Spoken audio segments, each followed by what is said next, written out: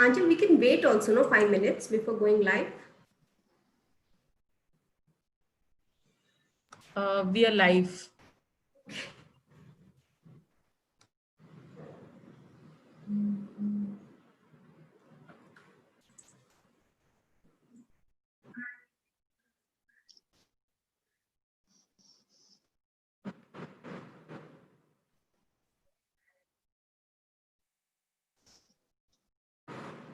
Okay, hello everyone, सबको नमस्ते। और थोड़ा हम 5 मिनट इंतजार करेंगे और साथी तब तक जुड़ेंगे।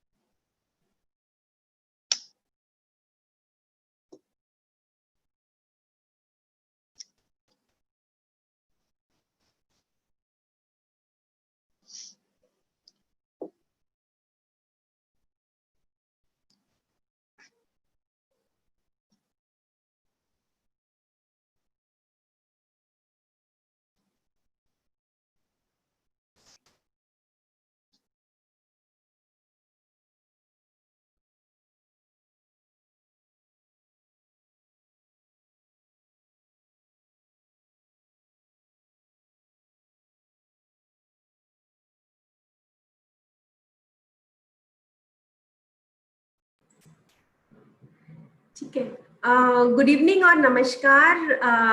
सबका स्वागत है। आज का सत्र बहुत खास है हमारे लिए।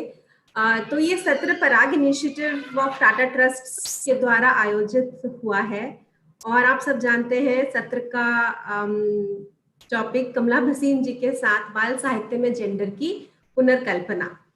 इससे पहले मैं थोड़ा 2 मिनट लेना चाहती हूँ पराग इनिशिएटिव के बारे में कुछ बताने के लिए। तो पराग टाटा ट्रस्ट की एक पहल है जिसके तहत हम बच्चों तक किताबें और कहानियां पहुंचाने की कोशिश करते हैं। बच्चों की भाषा में किताबें उन तक पहुंचे और बच्चे किताबों के साथ जुड़ पाए। जो उनके इर्द गिर्द के की कहानी है वैसी किताबें हो बच्चों के लिए, और ना कि वो सिर्फ किताबें पढ़ें बल्कि आपस में बातचीत कर पाए, चर्चा कर पाए, दूसरों के साथ अपनी कहानियां शेयर कर पाए। ये कोशिश रहती है पराग की ओर से। और जो हमारा एक गोल है रीडिंग फॉर प्लेजर, कि बच्चे पढ़ के उससे मजा लें। हम नहीं चाहते हैं कि वो टेस्ट लें, वो किस नॉलेज गेन करें, वो सब होता है अगर आपको पढ़ने में अपने आप आनंद आ रहा है तो। तो ये स्कूल लाइब्रेरीज को सपोर्ट करके हम कोशिश करते हैं कि जो अभिभावक हैं, बच्चे हैं और टीचर्स हैं, सबको ये पता चले कि बाल साहित्य में रुचि रखने में और फिर बाल साहित्य पढ़ने में बच्चों को कैसे मदद मिलती है। और हम चाहते हैं कि बच्चों के मन में बहुत सवाल होते हैं, तो किताबें पढ़ के कुछ सवालों के जवाब उन्हें मिले और कुछ और सवाल पैदा हो उनके मन में, जिनका जवाब शायद और किताबें पढ़कर फिर उनको मिले, और ये सिलसिला चलता रहे।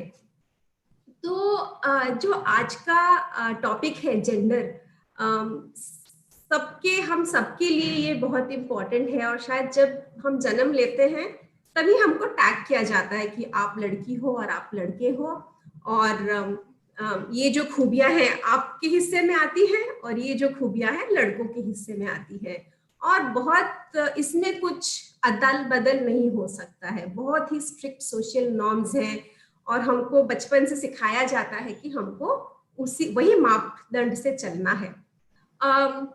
और जो हमारा परिवेश है, हमारे परिवार वाले, माता पिता, भाई बहन, हमारे दोस्त, हमारे मोहल्ले के लोग, सबका इन्फ्लुएंस रहता है, जो हम एक जेंडर आइडेंटिटी बनाते हैं बचपन से बड़े होने तक।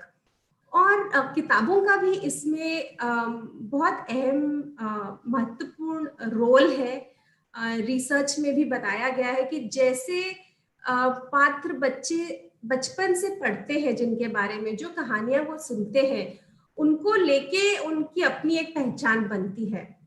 तो जेंडर का क्या रोल है, और लिटरेचर तक तो हम आएंगे ही, लेकिन हमने, क्योंकि टाटा ट्रस्ट और पराग इनिशिएटिव 8 स्टेट्स में काम करते हैं, और हमने हमारे लाइब्रेरी फैसिलिटेटर्स, हमारे टीम मेंबर्स से बहुत सारे सवाल आए हैं, तो हम थोड़ा सा शायद जेंडर से ही शुरू करेंगे कि जेंडर क्या है। मैंने कमला जी से रिक्वेस्ट भी किया है कि इसके बारे में वो बात करें। अभी इंट्रोडक्शन कमला जी को इंट्रोड्यूस करना जरूरी नहीं है, क्योंकि उनका नाम ही काफी है सबके लिए, लेकिन फिर भी मैं 2 मिनट लेके एक इंट्रोडक्शन देना चाहती हूँ। तो कमला भसीन महिला आंदोलन से जुड़ी हुई एक नारीवादी और विकास कर्मी है। 1970 से आज तक वे नारीवादी समूहों और संजालों और संयुक्त राष्ट्र संघ के माध्यम से नारी पुरुष समानता, मानव अधिकार, शांति और सतत विकास पर काम कर रही है। उनके काम का सत्र एशिया रहा है, और बहुत सारी संस्थाओं के साथ वो जुड़ी रही हैं। उनमें से कुछ संस्थाएं हैं United Nations, Jagori Delhi, Jagori Himachal, Sangat, feminist network, peace women across the globe, 1 billion rising, people's साक, South Asians for human rights. Kamala Bhasin ji ने अपने काम के तहत और अपने अनुभवों को और तमाम मुद्दों पर हिंदी और अंग्रेजी में बहुत सारी किताबें, लेख, कविताएं लिखी है, और बहुत सारे पोस्टर्स और बैनर्स भी बनाए हैं।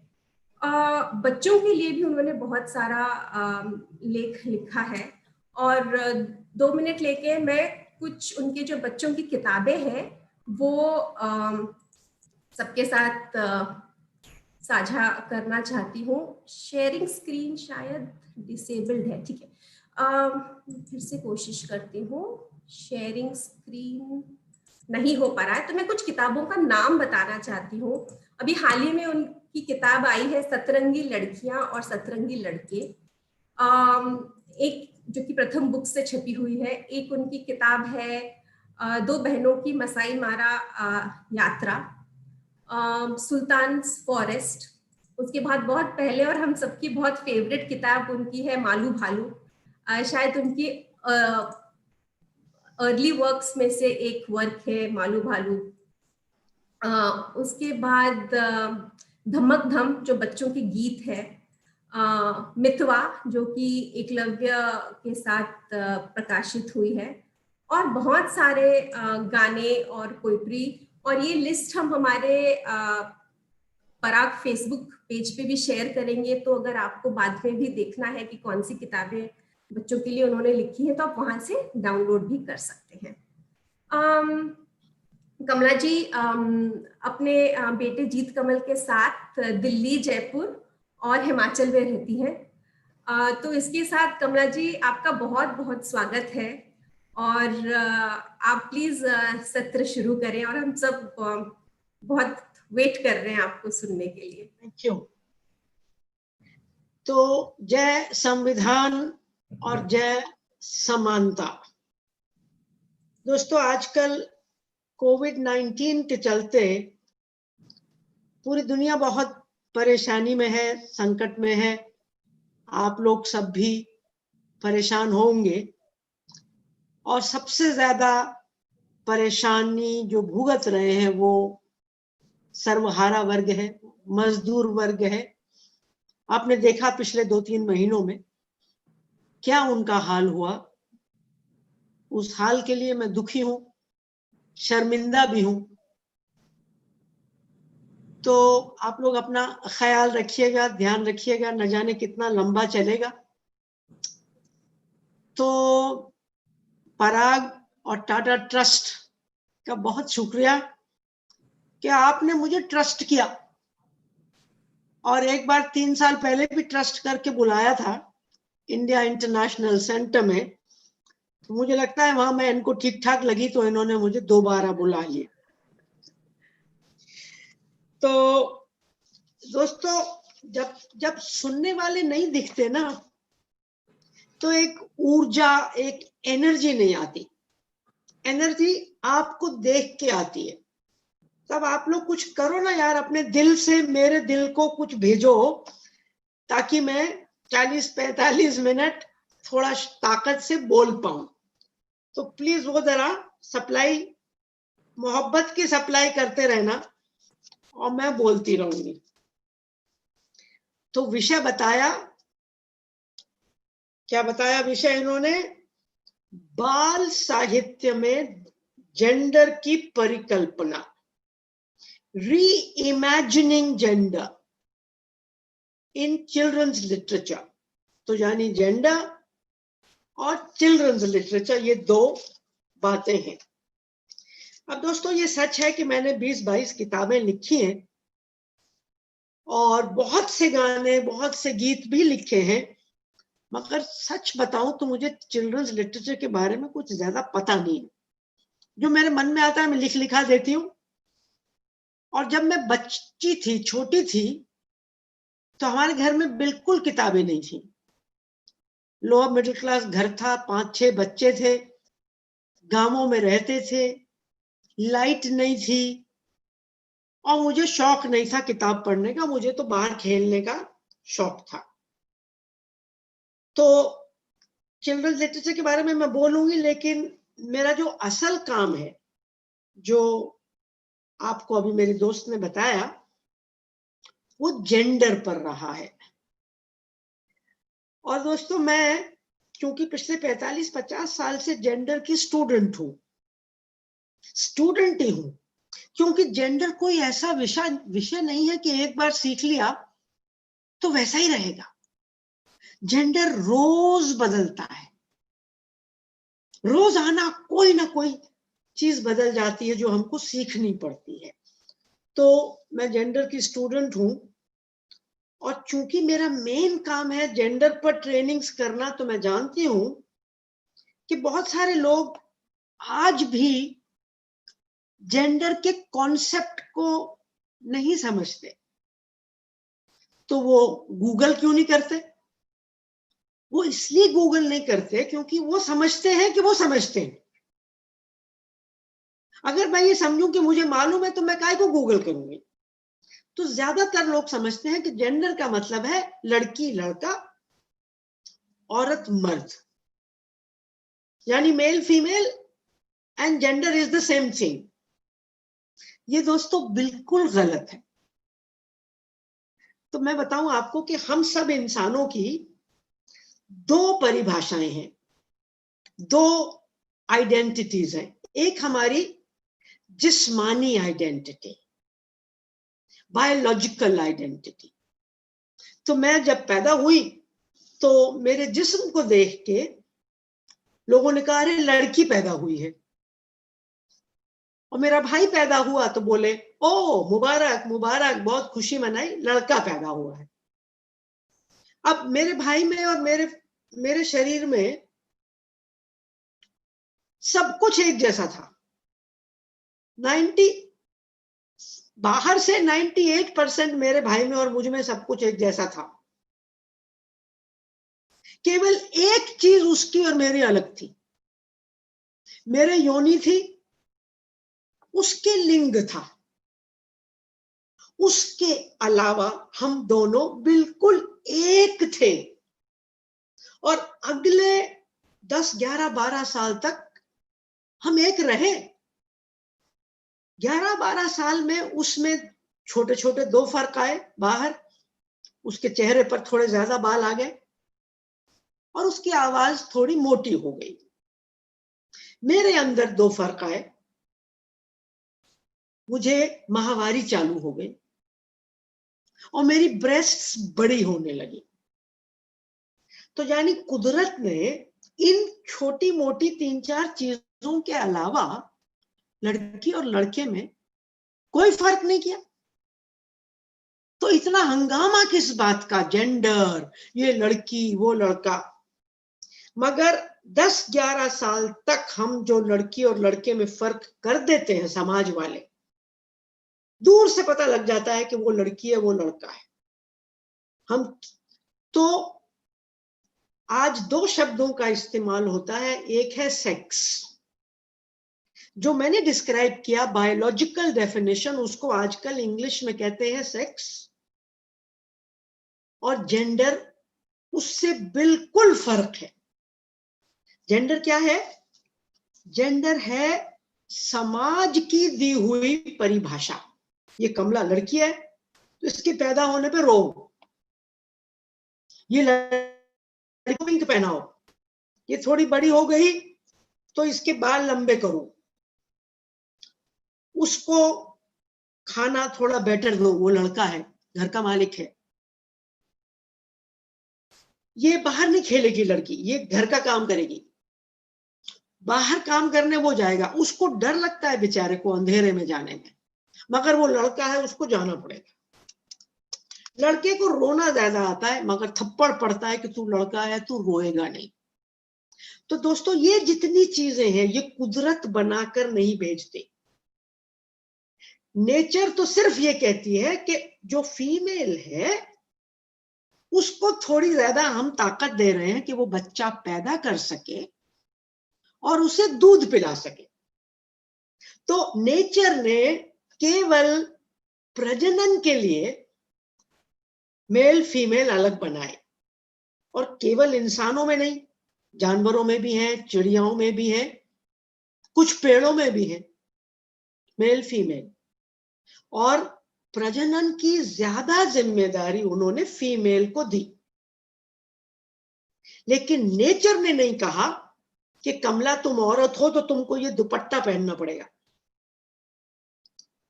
ये दुपट्टा मेरे साथ अंदर से नहीं आया, जब मैं आई ना मेरी मां के साथ नहीं आया। और अपनी दोस्त स्वाहा के जो कान में बालियां हैं लंबी लंबी, वो भी जेंडर का हिस्सा है। बिंदी भी जेंडर का हिस्सा है। ये लड़की होने के निशान है। अगर स्वाहा लड़का होती, पुरुष होती, पराग में काम कर रही होती तो ये सारा तामझाम नहीं होता। तो जेंडर समाज की परिभाषा है। और दोस्तों ये परिभाषा अलग अलग घरों में अलग अलग है। कुछ घरों में बुर्का पहनाया जाता है, कुछ घरों में घूंघट लिया जाता है, कुछ घरों में खुले घूमने दिया जाता है। केरला में कोई दुपट्टा नहीं पहना जाता, अमेरिका में कोई दुपट्टे नहीं पहने जाते। तो gender is a social construct. अब देखो दोस्तों, जो कुदरत है ना वो भेद बनाती है।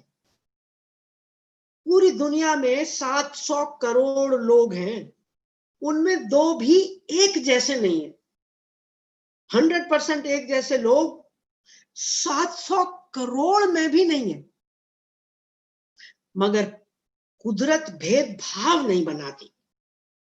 कुदरत ने आज तक नहीं कहा कि लड़का सुपीरियर है या लड़की सुपीरियर है, हाथी सुपीरियर है कि चूहा सुपीरियर है, गोरे लोग सुपीरियर हैं कि काले सुपीरियर हैं, लंबे ऊंचे सुपीरियर हैं। मतलब कुदरत ने कहा हर व्यक्ति अपने में परफेक्ट है। गुलाब का फूल है, गेंदे का फूल गेंदे का फूल। ये समाज है जो भेदभाव करता है। तू लड़की है, तू लड़का है, तू गोरी है, तू काली है, तू लंबा है, तू छोटा है, तू नीचा है, तू ऊंचा है, तू हिंदू है, तू मुसलमान है। तो भेदभाव कुदरत बनाती नहीं है, हम बनाते हैं। तो जो जेंडर है उसने भेदभाव बनाए हैं, जिसकी वजह से औरतें पूरी दुनिया में मर्दों से पीछे हैं, कुदरत के कारण नहीं। तो हम आज जेंडर की बात कर रहे हैं क्योंकि हमें कुदरत से तो कोई परेशानी नहीं है। कुदरत ने तो हमें ताकतवर बनाया है, हम औरतों को। कुदरत ने हमें नीचा नहीं बनाया। किसने हमको नीचा बनाया? समाज ने। समाज कौन? आप और मैं। यानी अगर हम आज जेंडर इनइक्वालिटी से ना खुश हैं तो कल बदल सकते हैं, हमारे हाथ में है। ये बात समझने की है। और हम कभी सेक्स इक्वालिटी की बात नहीं करते क्योंकि वहां तो हम अलग हैं, हम मानते हैं। लेकिन अलग क्यों बनाया कुदरत ने हमें? ताकि हम मिलकर प्रजनन कर सके। औरत अपने आप प्रजनन नहीं कर सकती, मर्द अपने आप प्रजनन नहीं कर सकता। हमें कुदरत ने अलग बनाया ताकि हम मिल सके। मारने पीटने के लिए हमको अलग नहीं बनाया कि मर्दों तुम पीटना इनको। हमें अलग बनाया कोऑपरेशन के लिए, ताकि हम दुनिया को आगे ले जा सके। तो दोस्तों, जेंडर क्या करता है? जेंडर हर चीज को डिफाइन करता है। मैं क्या पहनूंगी, मेरे बाल कैसे होंगे, मेरे जूते कैसे होंगे, मेरी वेशभूषा कैसी होगी, मेरा व्यवहार कैसे होगा, मेरा काम क्या होगा, मेरे भाई का काम क्या होगा, मैं खाना कब खाऊंगी, जब मैं बीमार होंगी तो क्या मुझे भी जल्दी से अच्छे अस्पताल ले जाया जाएगा या मेरे भाई को ही ले जाया जाएगा, मेरे अधिकार क्या होंगे, मेरे कर्तव्य क्या होंगे, मेरी आजादी क्या होगी। तो जेंडर ये नहीं है कि सिर्फ बाल वाल डिसाइड करता है। जेंडर मेरे सपने डिसाइड करता है कि मैं क्या बनूंगी, कि मैं नर्स बनूंगी कि सर्जन बनूंगी, मैं पायलट बनूंगी कि एयर होस्टेस बनूंगी, घर की संपत्ति मुझे मिलेगी कि मेरे भाई को मिलेगी, क्या मुझे पराया धन कहा जाएगा। Gender decides everything in the life of a girl and a boy. तो ये कोई छोटी मोटी चीज नहीं है दोस्तों। और दूसरा, आज जेंडर केवल इंसानों में नहीं है, आज रंगों में जेंडर है। ये लड़कियों के रंग, ये लड़कों के रंग, हर चीज में जेंडर है। जूते में, बैग में, चश्मे में, हर चीज में जेंडर है। परफ्यूम में भी जेंडर है। ये लेडीज परफ्यूम या जेंट्स परफ्यूम, दिमाग खराब कर दिया। छतरियों में जेंडर है। काम आने वाली काली छतरी मर्द की, वो बेकार छतरी जो हवा आते ही उल्टी हो जाती है, वो हम औरतों की। Everything is gendered. जगह जेंडर्ड है, स्पेस। मेरा रात को बलात्कार हुआ 9 बजे, तो वो मेरे को पूछते हैं, जज साहब कि आप बाहर क्या कर रही थी? क्या ये मेरा देश नहीं है क्या? ये मेरा देश नहीं है क्या? आप ढाबे में क्या कर रही हो? तो स्पेसेस आर जेंडर्ड। नौकरियां जेंडर्ड हैं। नर्स है तो औरत होगी, एयर होस्टेस है तो औरत होगी। एवरीथिंग। भाषा जेंडर्ड है। Chairman, sportsman. आज जेंडर हमारे कण कण में समा गया है, तो इसको समझना बहुत जरूरी है। और दोस्तों, अगर आपने मुझे ध्यान से सुना होगा तो आपको समझ में आ गई होगी कि actually gender is about power. Gender मर्दों को सत्ता देता है, लड़कों को सत्ता देता है और लड़कियों और औरतों से सत्ता ले लेता है।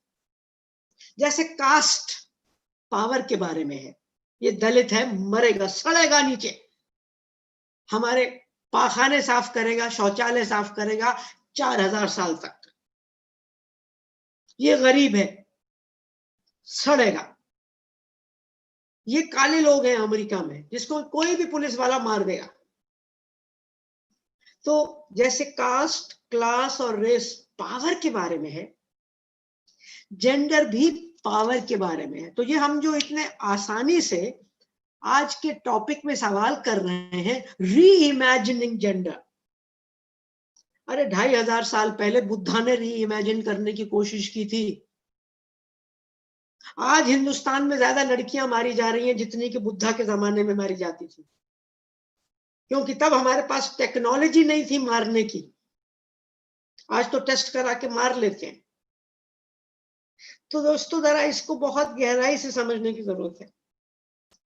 एक चीज और बताना चाहती हूँ कि जो शब्द है जेंडर, ये एक न्यूट्रल टर्म है। जेंडर का मतलब जेंडर इक्वालिटी नहीं है। जेंडर का मतलब है समाज द्वारा दी गई लड़के लड़की औरत मर्द की परिभाषा। फिर आपको उस परिभाषा को समझना पड़ेगा और समझने के बाद आप कहोगे कि हाँ, उनके घर में जेंडर इक्वालिटी है, उनके घर में जेंडर इक्वालिटी कम है। ये न्यूट्रल टर्म है। अगर इक्वल कहना है तो इक्वालिटी शब्द को जोड़ना पड़ेगा। जेंडर डज नॉट मीन, अब आप कहो कि ओ कमला जेंडर कर रही है, तो जेंडर तो खाप पंचायत भी कर रहे हैं। वो औरतों को कह रहे हैं कि तुम बाहर नहीं निकलोगी, वो भी जेंडर है। जब आप अपनी बेटी को कहते हैं कि तू बाहर नहीं जाएगी, वो भी जेंडर है। जब आप अपने लड़के को कहते हैं कहीं भी खड़ा होकर पेशाब कर ले, वो जेंडर है। लड़का क्या कर सकता है, क्या नहीं कर सकता। अब दोस्तों जो मेरा असली सवाल है वो ये है कि जब जेंडर शब्द हमारी जिंदगी में आया, मेरी जिंदगी में 86-87 में ये आया, ये नया कॉन्सेप्ट है, तो हमने कहा हिंदी में क्या कहेंगे इसको। सब लोग बोले लिंग कहेंगे। आज भी लोग कहते हैं लैंगिक समानता। दोस्तों ये बिल्कुल गलत है, टोटली। क्योंकि हिंदी में लिंग का के मतलब 3 है। लिंग का मतलब सेक्स भी है। फॉर्म में हम लिखते हैं लिंग क्या है, नर या मादा, मेल या फीमेल। लिंग का मतलब जेंडर भी है, स्त्रीलिंग, पुल्लिंग, नपुंसकलिंग। और लिंग का मतलब पीनस या फैलस भी है, शिवलिंग। शिवलिंग। तो अगर आप हिंदी में जेंडर को लिंग कहोगे तो आपने इस कॉन्सेप्ट का मर्डर कर दिया। क्योंकि ये कॉन्सेप्ट इसलिए लाया गया कि सेक्स को अलग करें और जेंडर को अलग करें। क्यों अलग करें, ये समझ लीजिए, तब आपको जेंडर की समझ में आ जाएगी। मैं छोटी थी, मैंने सीटी बजाना सीखा और मैं सीटी बजाती बजाती घर आई। 5-6 साल की थी तो मेरी माँ चिल्लाई, अरे तूने सीटी बजाई? हाँ। तू सीटी नहीं बजा सकती? बजा नहीं सकती मगर बजा रही हूं। व्हाट यू मीन नहीं बजा सकती? तू लड़की है, तू सीटी नहीं बजा सकती। तब मेरे पास जेंडर शब्द नहीं था कि मैं मां से पूछ पाती, मां ये मेरी सेक्स की वजह से है कि मैं नहीं बजा सकती, या मेरे जेंडर की वजह से है। यानी मां ये तुम्हारे गंदे समाज की वजह से है, या भगवान ने कहा है नहीं बजा सकती? बजा तो सकती हूं क्योंकि मेरा भाई होठ से सीटी बजाता है, होठ मेरे भी है, होठ है ना, बज रही है। अब मैं आपसे साफ साफ बात करूंगी, आप सब एडल्ट्स हैं, मेरा भाई पीनस से तो सीटी नहीं बजाता ना। जो काम वो पीनस से करता है वो मैं नहीं कर सकती। लेकिन वो मोटरसाइकिल हाथ से चलाता है, हाथ मेरे भी है, मैं मोटरसाइकिल चला सकती हूँ। मैं बच्चे को हाथ से नहलाती हूँ, हाथ मेरे पति के भी हैं, वो भी नहला सकता है। तो समाज बहुत चालू है ना, वो ये कहते हैं तू लड़की है, तू बाहर नहीं जाएगी, ताकि वो इन कानूनों को भगवान का कानून बता के खुद बच निकले। हमने कुछ नहीं कहा, तू तो लड़की है ना इसलिए तू बाहर नहीं जा सकती। क्यों भाई, मेरे को क्या नाइट ब्लाइंडनेस है कि मैं रात को बाहर नहीं जा सकती? क्या सूरज के डूबने के बाद मेरे पैर गल जाते हैं? क्या मोम हो जाते हैं क्या? तो इसमें यह है कि देखिए, जो कुदरत ने कहा है, कुदरत ने दोस्तों हमें ऐसा बनाया है कि पुरुष जो कर सकते हैं और जो औरतें कर सकती हैं। सिर्फ एक चीज है दुनिया में जो पुरुष कर सकते हैं, जो कोई भी औरत नहीं कर सकती। क्या है वो? किसी और औरत को इम्प्रेग्नेट करना, किसी और औरत को बच्चा दे पाना, कोई औरत नहीं कर सकती। केवल एक चीज जो पुरुष कर सकता है। और दो चीजें हैं जो एक नॉर्मल औरत कर सकती है, जो कोई भी दुनिया का पुरुष नहीं कर सकता। बुद्ध भी नहीं कर सकते थे, गुरु नानक भी नहीं कर सकते थे, प्रॉफेट मोहम्मद भी नहीं कर सकते थे। क्या? अपने पेट में बच्चा रखना, बच्चादानी, और उसको दूध पिलाना। केवल दो चीजें हैं जो पुरुष नहीं कर सकते। इसके अलावा पुरुष सब कुछ कर सकते। केवल एक चीज है जो हम औरतें नहीं कर सकती, उसके अलावा हम सब कुछ कर सकते हैं। तो आज जो ये दुनिया में हंगामा है कि औरत ये नहीं करेगी, मर्द ये नहीं करेगा, ये सारा हंगामा जेंडर का पैदा किया हुआ है, और जेंडर हमारा पैदा किया हुआ है। अब मैं दूसरी चीज पे आती हूं। तो ये जेंडर बनाया क्यों? ये जेंडर इसलिए बनाया क्योंकि समाज में पितृसत्ता आ गई, और पितृसत्ता में लड़कों को, मर्दों को ताकत देनी थी कि पितृसत्ता है, और लड़कियों और औरतों को नीचे गिराना था। तो सिखाना था ना लड़कों को कि वो कैसे दबंग बने, वो कैसे निडर बने, वो कैसे स्वस्थ बने। तो वही जेंडरिंग है। लड़के को अच्छा खाना मिलेगा, पहले खाना खाएगा, अंग्रेजी स्कूल में लड़का जाएगा। तो लड़कों को ऊंचा बनाने के लिए, ताकतवर बनाने के लिए जेंडर लाया गया, और लड़कियों को सिखाने के लिए कि देख तू ससुराल जाएगी, तू फलाना करेगी, तू ठिकाना करेगी, तू चुप रहे, तू जोर से मत बोल, जोर से मत हंस, सीटी मत बजा, बाहर मत जा। तो दोनों को पेट्रियार्की में फिट करने के लिए जेंडर आया। तो दोस्तों, अब आपको समझना पड़ेगा कि ये पेट्रियार्की क्या है, ये भी मैं समझाऊंगी। दोस्तों, पेट्रियार्की या पितृतंत्र एक पुराना शब्द है जिसके मतलब बदल चुके हैं। पितृतंत्र, पेट्रियार्की यानी पिता का रूल, ये पुराना शब्द है एंथ्रोपोलॉजी से, लेकिन आज इसका मतलब पिता का रूल नहीं है। आज इसका मतलब है पुरुष सत्ता। क्योंकि पेट्रियार्की केवल परिवार में तो नहीं है ना, पेट्रियार्की बस में भी है जब हमें छेड़ा जाता है, ट्रैम में भी है, सड़क में भी है, स्कूल में भी है, कॉलेज में भी है, लाइब्रेरी में भी है, टाटा ट्रस्ट के अंदर भी है, और हर संस्था के अंदर पेट्रियार्की है, संसद में भी है, पंचायत में भी है। तो आज पेट्रियार्की का मतलब है पुरुष की सत्ता। अब इसको हम 3 टुकड़ों में डिफाइन कर सकते हैं कि पेट्रियार्की एक समाज व्यवस्था है।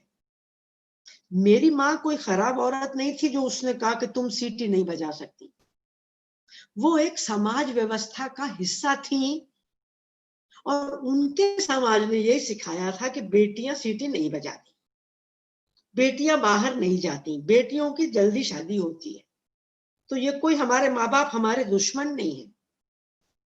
हमें जो घरों में हमारे पति परमेश्वर पीटते हैं, उनको समाज यही सिखाता है कि यार तुम उसका नाम देख लो, आप पति परमेश्वर, तो मारेगा नहीं तो क्या आपको पूजा करेगा आपकी?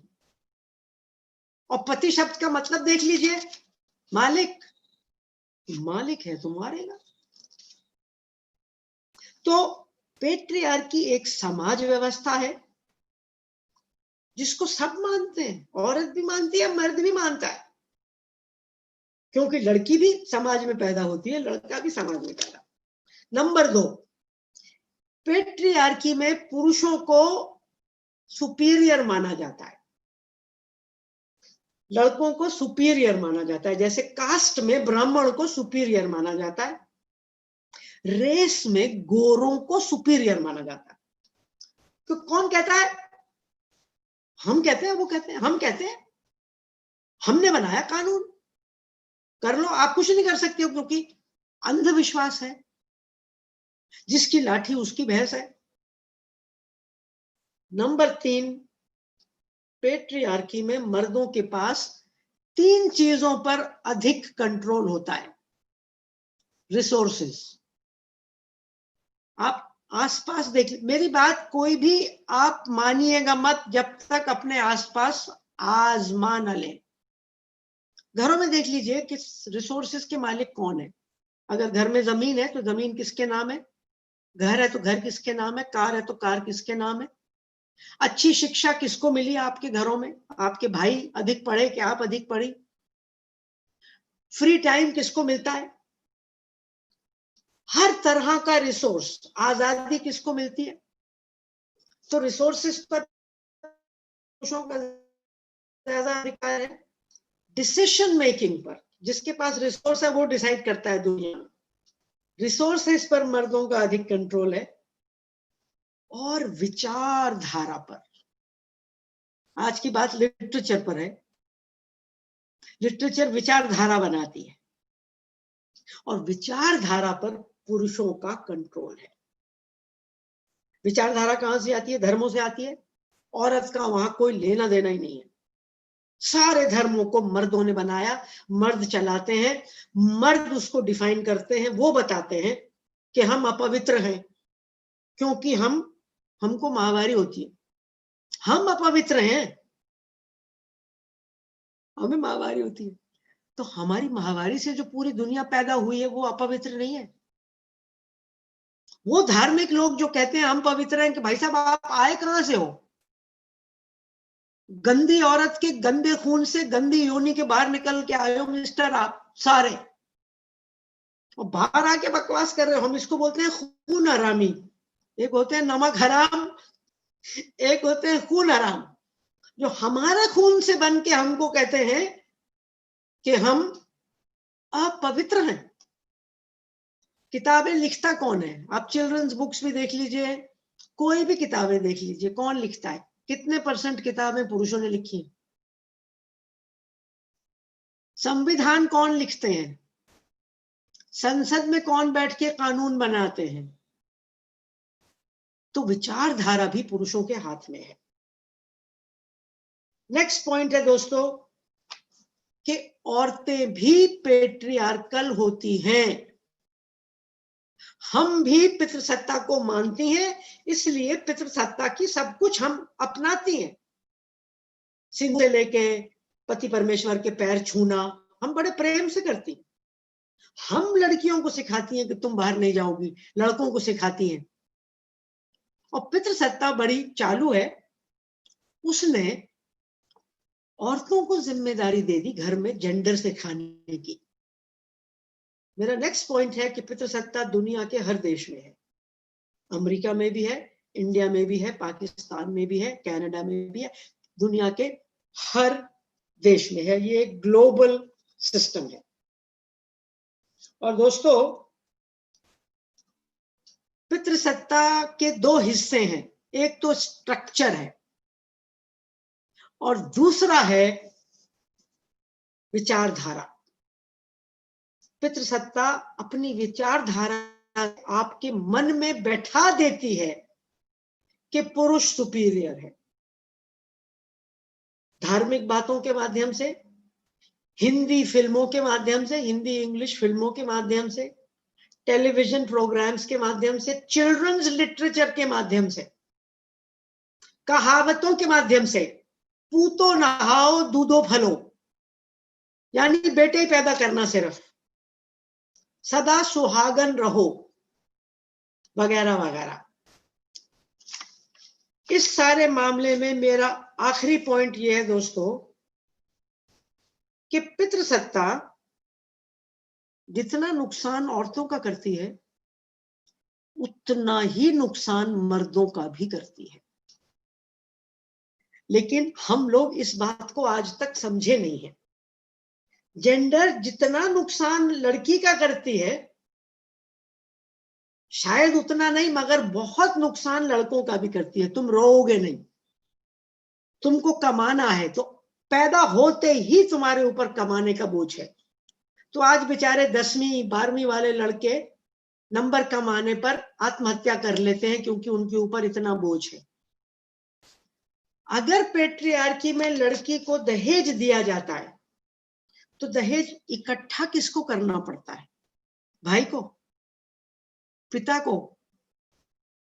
तो पितृसत्ता में चूंकि लड़की और लड़का, मर्द और औरत अलग नहीं है, मेरा हर दुख मेरे भाई का भी तो दुख बनेगा।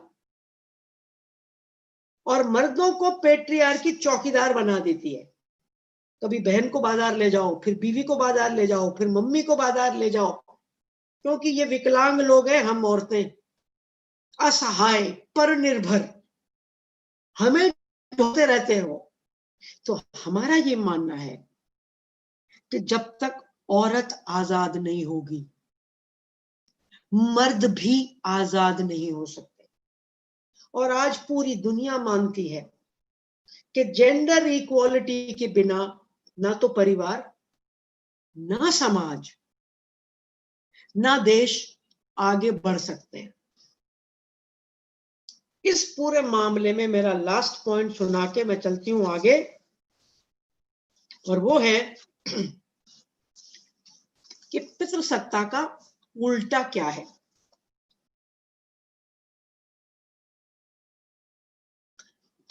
ज्यादातर लोग इसका उल्टा बताते हैं मातृसत्ता। बिल्कुल गलत है। मलेरिया का उल्टा क्या? निमोनिया है। मलेरिया का उल्टा है अच्छा स्वास्थ्य। तो पितृसत्ता का उल्टा मातृसत्ता हो ही नहीं सकता, क्योंकि पितृसत्ता भी एक बीमारी है और मातृसत्ता भी एक बीमारी होगी। पितृसत्ता का उल्टा है समानता। तो हम जब जेंडर इक्वालिटी की बात करते हैं तो हम केवल और केवल समानता की बात करते हैं। लड़के और लड़की दोनों समान हो। आजकल तो ट्रांसजेंडर्स की भी बात हो रही है, इंटरसेक्स की भी बात हो रही है। मेरे पास समय कम है, लेकिन अगर कोई सवाल पूछेंगे तो मैं उसको जरूर बताऊंगी। अगर जेंडर ना हो तो ट्रांसजेंडर का कोई सवाल ही नहीं है। तब तो जिसकी मर्जी जैसे रहो ना। ट्रांसजेंडर लोग कौन है? जैसे मैं लड़की पैदा हुई और मुझे लगा कि नहीं मैं तो लड़का हूं, I want to live like a boy, तो फिर मैं ट्रांसजेंडर बन जाती हूँ। अब पूरी दुनिया मुझ पे हंसती है। अगर जेंडर हो ही ना तो फिर मुझे कोई ट्रांस बनने की जरूरत ही नहीं है। जो मेरी मर्जी आए मैं पहनूं। जेंडर तो समाज ने बनाया है ना। अब दोस्तों मेरे कान नहीं छिदे हुए, मेरे पिताजी ने छेदे थे। मैं 5 साल की थी, मैंने बंद कर दिया। मैंने कहा मेरे शरीर में बहुत छेद है, एक्स्ट्रा छेद नहीं चाहिए मेरे को। लेकिन पेट्रियार्की में एक्स्ट्रा छेद औरत को चाहिए, उसमें चीजें लटकानी है ना, दिखाना है माँ बाप के पास कितना सोना है, पति परमेश्वर के पास कितना सोना है। तो जरा सोचिए ये क्यों होता है। तो अब मैं आती हूं बाल साहित्य पर। तो दोस्तों मेरी बातों से आपको समझ में आ गया कि साहित्य हमारे दिमाग बनाता है। और स्वाहा ने भी कहा, बच्चे जो पढ़ते हैं उससे सीखते हैं, उनके सपने लेते हैं, उससे उनका कैरेक्टर बनता है, उससे वो सीखते हैं कि वो क्या बनेंगे, कैसे बनेंगे, क्या उनके अधिकार हैं, क्या वो कर सकते हैं। तो जैसे बाकी सारी लिटरेचर रही है वो पुरुष केंद्रित रही है, पुरुषों द्वारा लिखी गई पुरुषों के बारे में। आप लोग बहुत सारे लाइब्रेरियन दोस्त हैं, जरा लाइब्रेरी में देखिएगा ना एक दिन कि कितनी किताबें आपकी लाइब्रेरी में पुरुषों द्वारा लिखी हुई हैं, कितनी औरतों द्वारा लिखी है। अगर पुरुष लिखेगा तो अपने एक्सपीरियंस से लिखेगा ना, वो औरत के एक्सपीरियंस से तो नहीं लिख सकता। मुझे माहवारी में क्या होता है मैं ही बता सकती हूँ। तो फिर आप देखिएगा कि कितनी किताबें लड़कियों और औरतों के बारे में है। आप देखेंगे कि 90% किताबें मर्दों और लड़कों के बारे में है।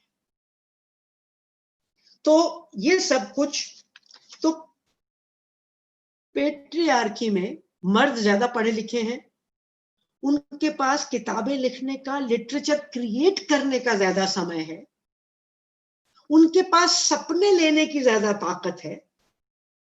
तो चिल्ड्रंस लिटरेचर में भी दोस्तों आप लोग देखोगे ये तमाम चीजें हैं। वहां आज जेंडर भी है, अभी 10, 15, 20 साल पहले तक, और आज भी वहां कास्ट भी दिखेगी। दलितों की कितनी बात होगी, ब्राह्मणों के बारे में कितनी बातें होंगी, दलितों ने कितनी किताबें लिखी होंगी। एकलव्य की अगर कहानी आएगी तो किसकी नजर से लिखी जाएगी? जो कहानी एकलव्य की हमको सिखाई गई थी हमारे बचपन में, उसमें तो एकलव्य को एक गुरु का भक्त बताया गया। लेकिन जब मैं एकलव्य भोपाल वालों की कहानी सुनती हूं एकलव्य के बारे में, एकलव्य वो दलित लड़का था, वो आदिवासी लड़का था जिसके अंदर धनुष चलाने की ताकत आ गई तो ब्राह्मण द्रोणाचार्य ने कहा अपना अंगूठा दे दे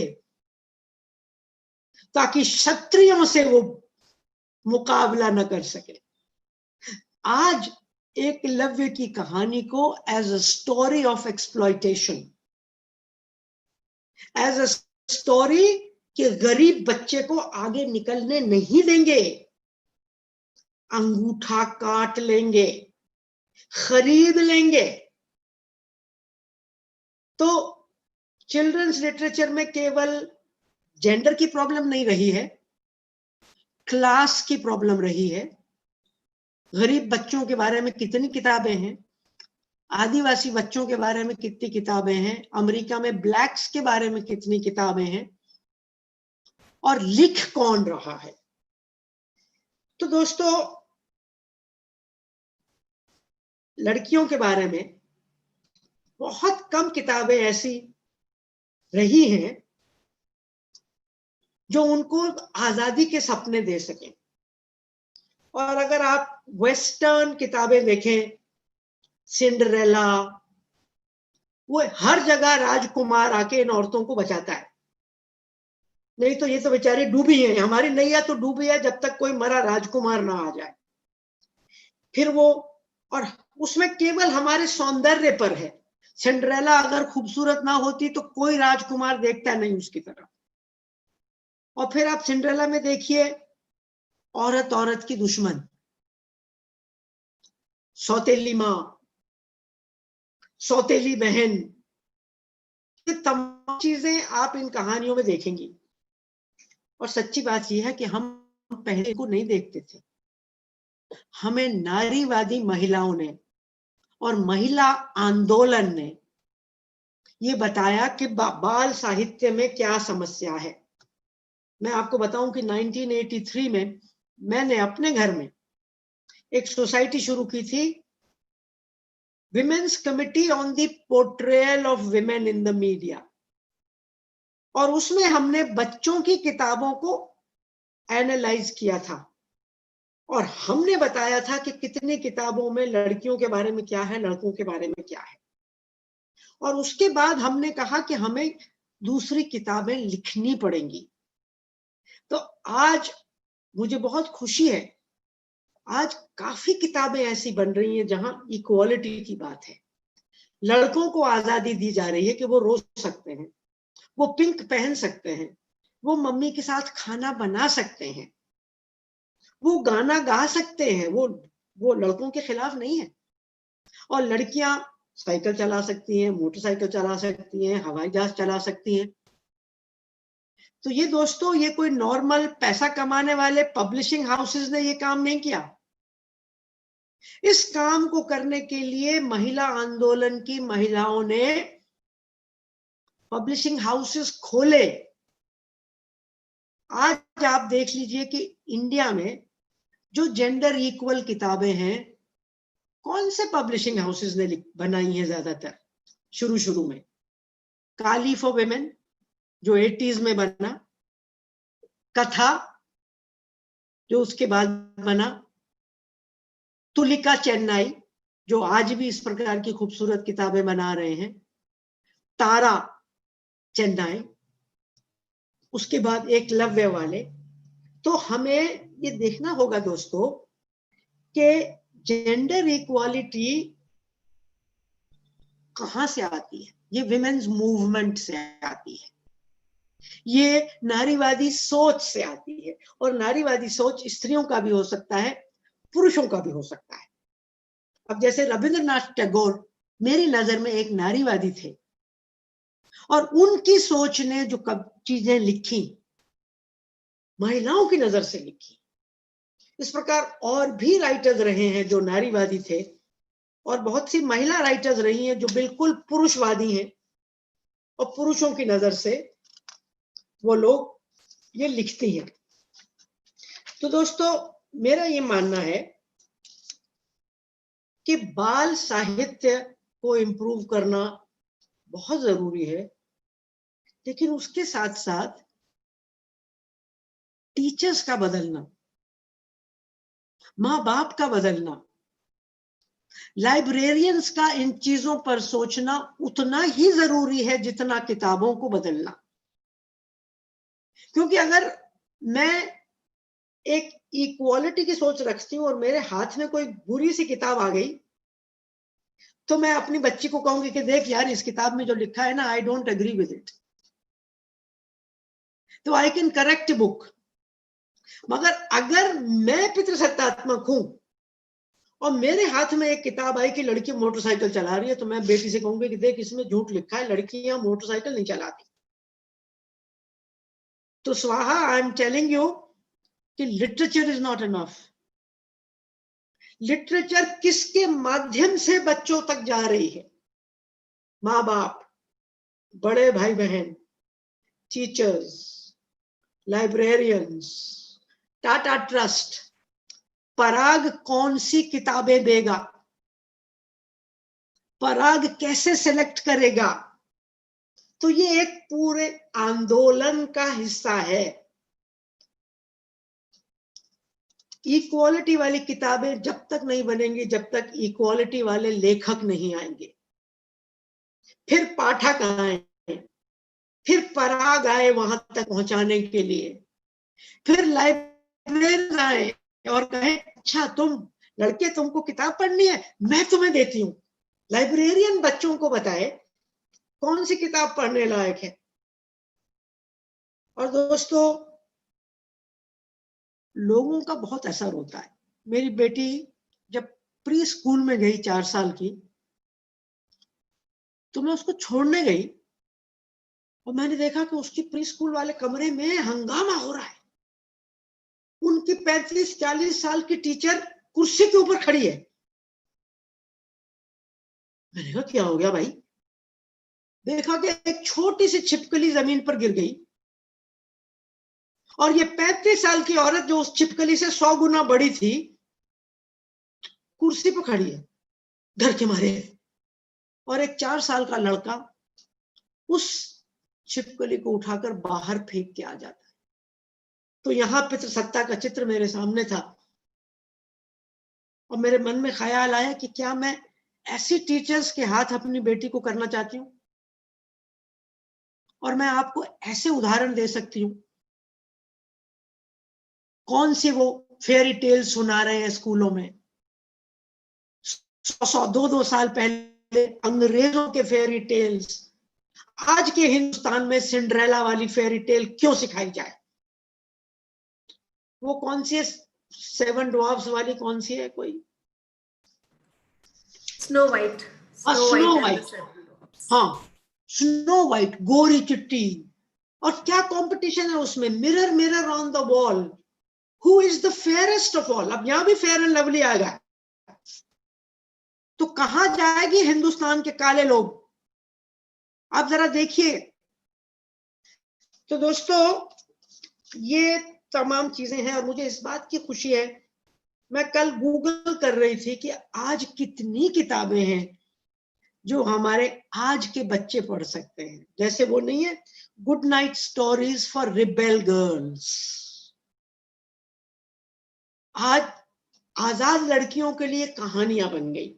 दी अनबॉय बॉय, एक लड़का है जो लड़कों के जैसा नहीं है, ठीक है। जैसे मेरी किताबें हैं, उनमें सब में जो स्टीरियोटाइपिंग है उसको मैंने तोड़ने की कोशिश की है।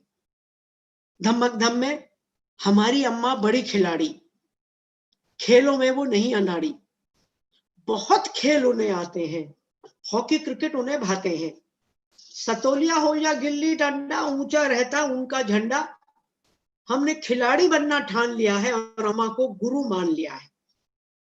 तो ये अम्मा सिर्फ चूल्हा चौका नहीं करती, ये छक्के भी लगाती है। और इसी तरह पिताजी पर कविताएं हैं कि हमारे पिताजी बड़े निराले, हम उनके बच्चे मतवाले, सुबह शाम और इतवार वो नहीं बैठते ठल्लम ठाले, हमारे साथ खेल वो खेले, हम बच्चों के नखरे झेले, और मौका पड़े तो रोटी बेले, हमारे पिताजी बड़े निराले, हम उनके बच्चे मतवाले। तो दोस्तों, मैं अपनी बात यहाँ खत्म करती हूँ। जो री इमेजिनिंग वाली बात है वो मैं आपके सवालों के टाइम पर जवाब दूंगी कि क्या हमको जेंडर को री इमेजिन करना है या कुछ और करना है। मेरा ये मानना है कि री इमेजिन से काम नहीं चलेगा। मगर अभी मैं यहाँ खत्म करती हूँ। आपने मुझे सुना, खुशी है, थैंक यू। और अभी हमारे पास समय है और बातचीत का। Thank you very much.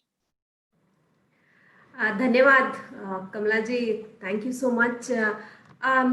जो सवाल आप चैट पे भी लिख के भेज सकते हैं अगर आपके मन में कुछ सवाल आ रहे हैं। मैं शुरू करती हूँ जो कुछ सवाल हमने इकट्ठे किए हैं हमारे साथियों से। एक साथी कहते हैं, हमारे परिवेश में जेंडर की भावना शैशवकाल से ही पैदा की जाती है, इसे बदलने के मुख्य आयाम क्या हो सकते हैं? 2-3 सवाल इकट्ठे पूछ लो। अच्छा, ठीक है, ठीक है। दूसरा सवाल है, सुरक्षा का मामला हमेशा महिलाओं के साथ ही क्यों जुड़ा होता है? जी। तीसरा है, क्या सिर्फ पितृसत्ता ही जेंडर असमानता का कारण है? ठीक है।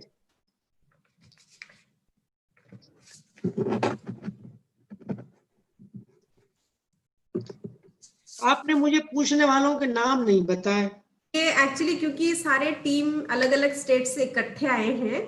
अच्छा। तो जी जी, मेरे तो पास पहला सवाल है कि हम, बिल्कुल सही कहा बहन या भाई ने कि ये शैशव काल से ही, बचपन से ही आ जाता है जेंडर।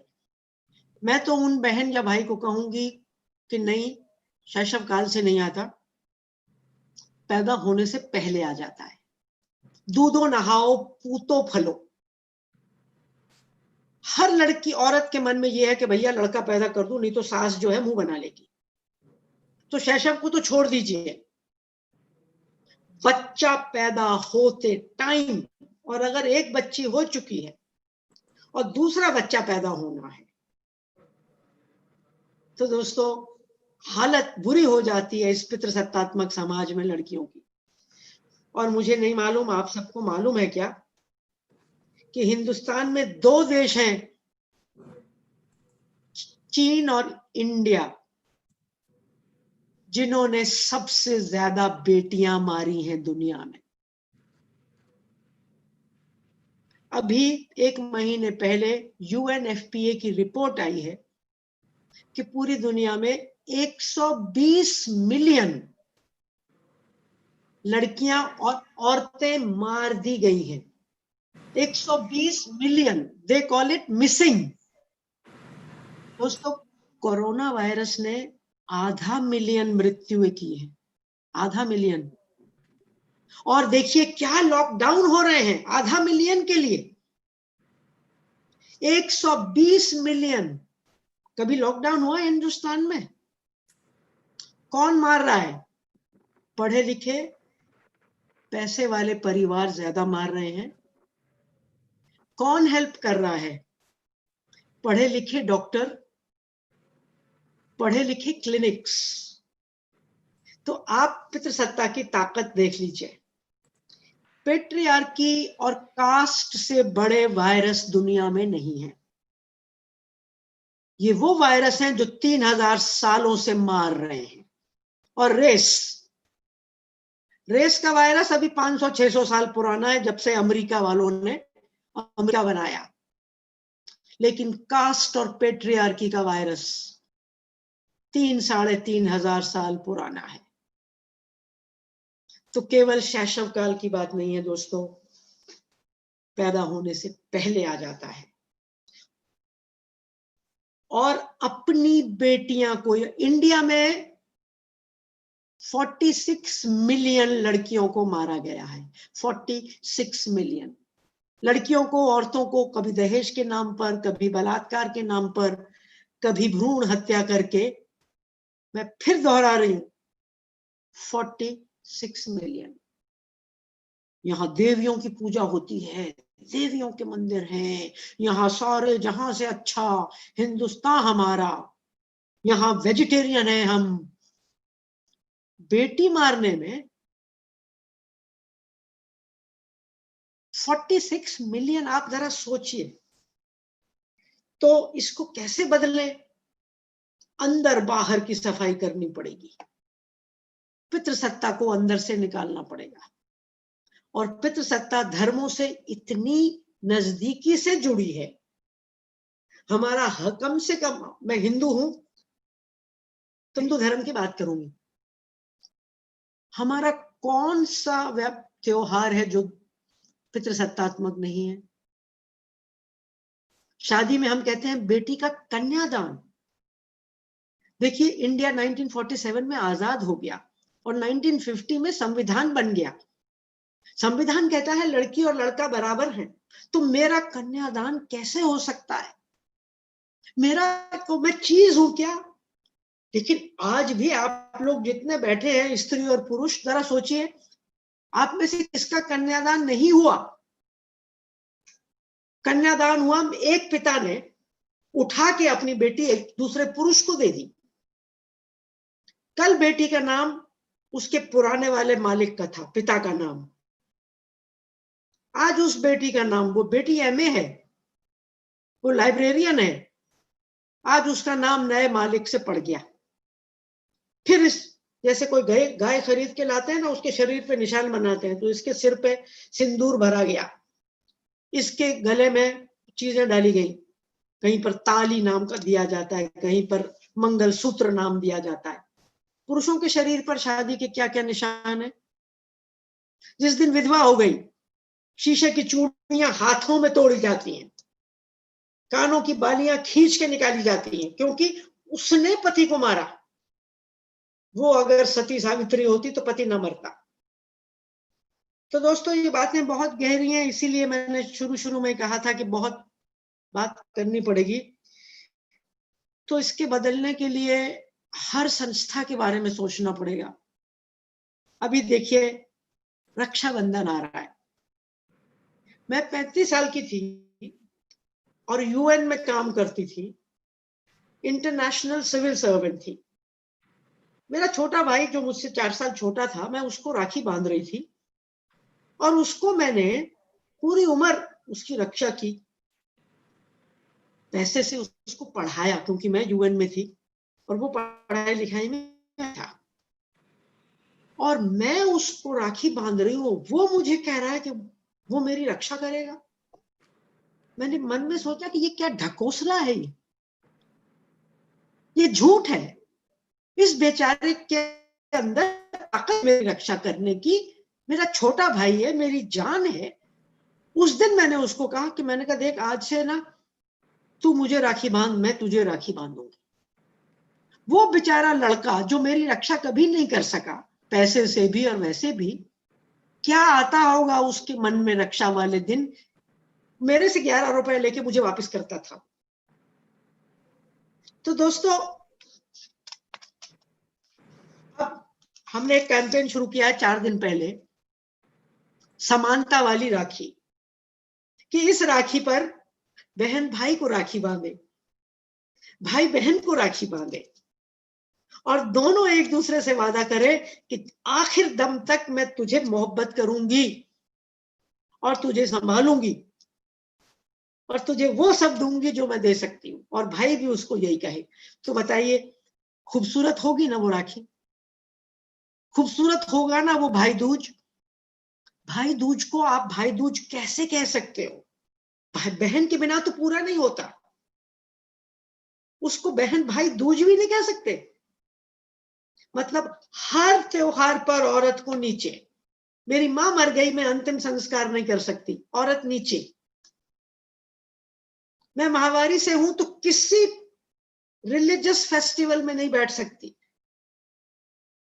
तो अगर आप बराबरी चाहते हैं तो थोड़ी हिम्मत करनी पड़ेगी, इन सब चीजों पर सवाल करने पड़ेंगे।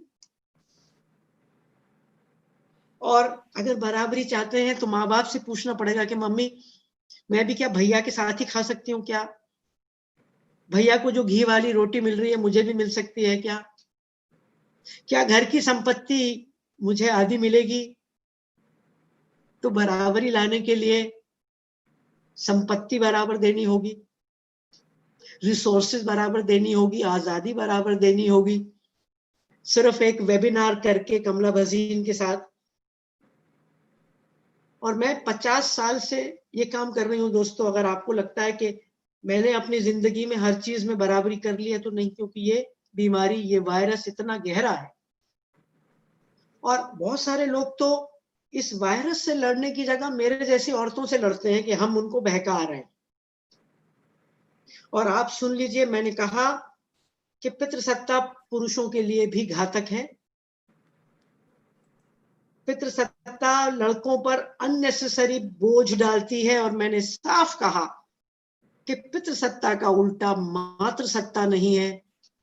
और मैंने साफ कहा कि औरतें भी पितृसत्तात्मक होती हैं और पुरुष भी जेंडर इक्वालिटी की बात करते हैं। तो दोस्तों ये जो लड़ाई है स्त्री पुरुष की समानता की, ये स्त्री पुरुष के बीच की लड़ाई है ही नहीं,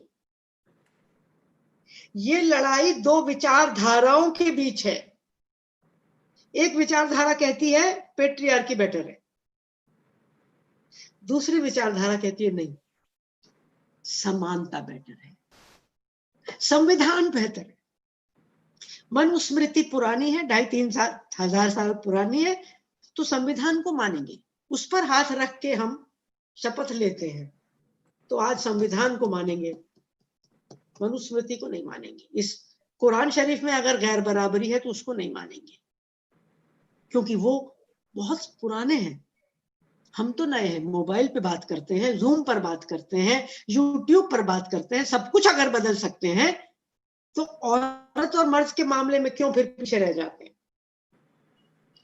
तो दोस्तों दूसरा सवाल था कि सुरक्षा का मामला सिर्फ लड़कियों के बारे में, औरतों के बारे में क्यों होता है? नहीं, अमीर गरीब की जब सुरक्षा की बात होती है तो अमीरों के बारे में होता है। अमीर अपने घरों में बड़े बड़े ताले लगा के सुरक्षा के लिए सोते हैं, गरीब तो अपना घर झोपड़ी खुली रख के सोता है। तो ये जो सुरक्षा की बात है, कौन सी सुरक्षा की आप बात कर रहे हैं? हमारे शरीर को लूटने की सुरक्षा की। तो सवाल वही है कि लूटता कौन है मेरे शरीर को? मुझे किससे डर लगता है? अपनी गली में बाहर निकलने में मुझे किससे डर लगता है? क्या कोई चीन से आया हुआ है जो मेरा बलात्कार करेगा, या कोई पाकिस्तान से आया हुआ है जो मेरा बलात्कार करेगा? नहीं, मेरा पड़ोसी है। और दोस्तों, सुरक्षा परिवारों में है क्या? ये जो मैंने बताया 46 मिलियन बच्चियां, ये क्या बाजारों में मारी गई हैं या परिवारों में मारी गई हैं? दहेज के लिए लड़कियां क्या बाजारों में मारी जाती हैं कि घरों में मारी जाती हैं? भारत सरकार का आंकड़ा है कि 40% मर्द अपनी बीवियों पर हाथ उठाते हैं, या जबान चलाते हैं, या लात चलाते हैं। 40% तो बसों में हमको नहीं छेड़ा जाता। तो सबसे ज्यादा खतरनाक स्टैटिस्टिकली कोई चीज है, जगह है, तो वो परिवार है। 46 मिलियन लड़कियां बाहर नहीं मारी जाती दोस्तों, परिवार में मारी जाती। पूरा परिवार बैठता है, प्लानिंग करता है, पैसे इकट्ठे करता है और जाके बेटी मारता है। और अगर सुरक्षा देनी है तो पूछिए ना कि असुरक्षा कौन पैदा करता है। तो लड़कों को बोलिए कि 6 बजे के बाद बाहर ना जाएं। लड़की को मत कहिए 6 बजे के बाद बाहर मत जाओ। बेटे से कहिए कि देखो, बाहर लड़के जो हैं 6 बजे के बाद लड़कियों को बलात्कार करते हैं, तुम बाहर नहीं जाओगे, तुम शराब नहीं पियोगे। बाहर अगर कोई पागल कुत्ता है तो इंसान पागल कुत्ते को पकड़ते हैं, इंसानों को अंदर बंद नहीं करते पिंजरे में। पितृसत्ता में रेपिस्ट बाहर घूमे और मैं 6 बजे घर में घुस जाऊं, जरा सोचिए तो सही, क्या कर रहे हैं हम लोग? तीसरा सवाल है, क्या पितृसत्ता ही जेंडर असमानता का कारण है? और कोई कारण नहीं है। पितृसत्ता जेंडर असमानता का कारण है, जातिवाद जाति की असमानता का कारण है, रेस वाली असमानता का कारण है, क्लास वर्ग वाली असमानता का कारण है। लेकिन स्त्री पुरुष के बीच की जो असमानता है उसका कारण तो पितृसत्ता ही है, और क्या कारण हो सकता है? आप ये कह सकते हैं कि औरत कमजोर है, तो आपकी माँ भी कमजोर है, तो आप उस पर थप्पड़ मारते हो क्या रोज सुबह? आपका छोटा बच्चा वो भी कमजोर है, आप उसको थप्पड़ मारते हो क्या? जो मजबूत लोग हैं, जो ताकतवर लोग हैं, उनका काम है सुरक्षा देना। एक सास जो औरत है, सास मतलब बेटे वाली माँ। सास देखिए, 2 सासें होती हैं, बेटी की माँ भी सास होती है और बेटे की माँ भी सास होती है। चुड़ैल कौन सी वाली बनती है? बेटे वाली। बेटी वाली माँ तो जवाई जी के पैर धो धो के पीती है। तो प्रॉब्लम सास की नहीं है, प्रॉब्लम बेटे की माँ होने की है। देखा, लिंगधारी पैदा किया। क्या फर्क है? केवल लिंग का फर्क है। और लिंगधारी खुद भी नाच रहा है, उसकी अम्मा भी नाच रही है।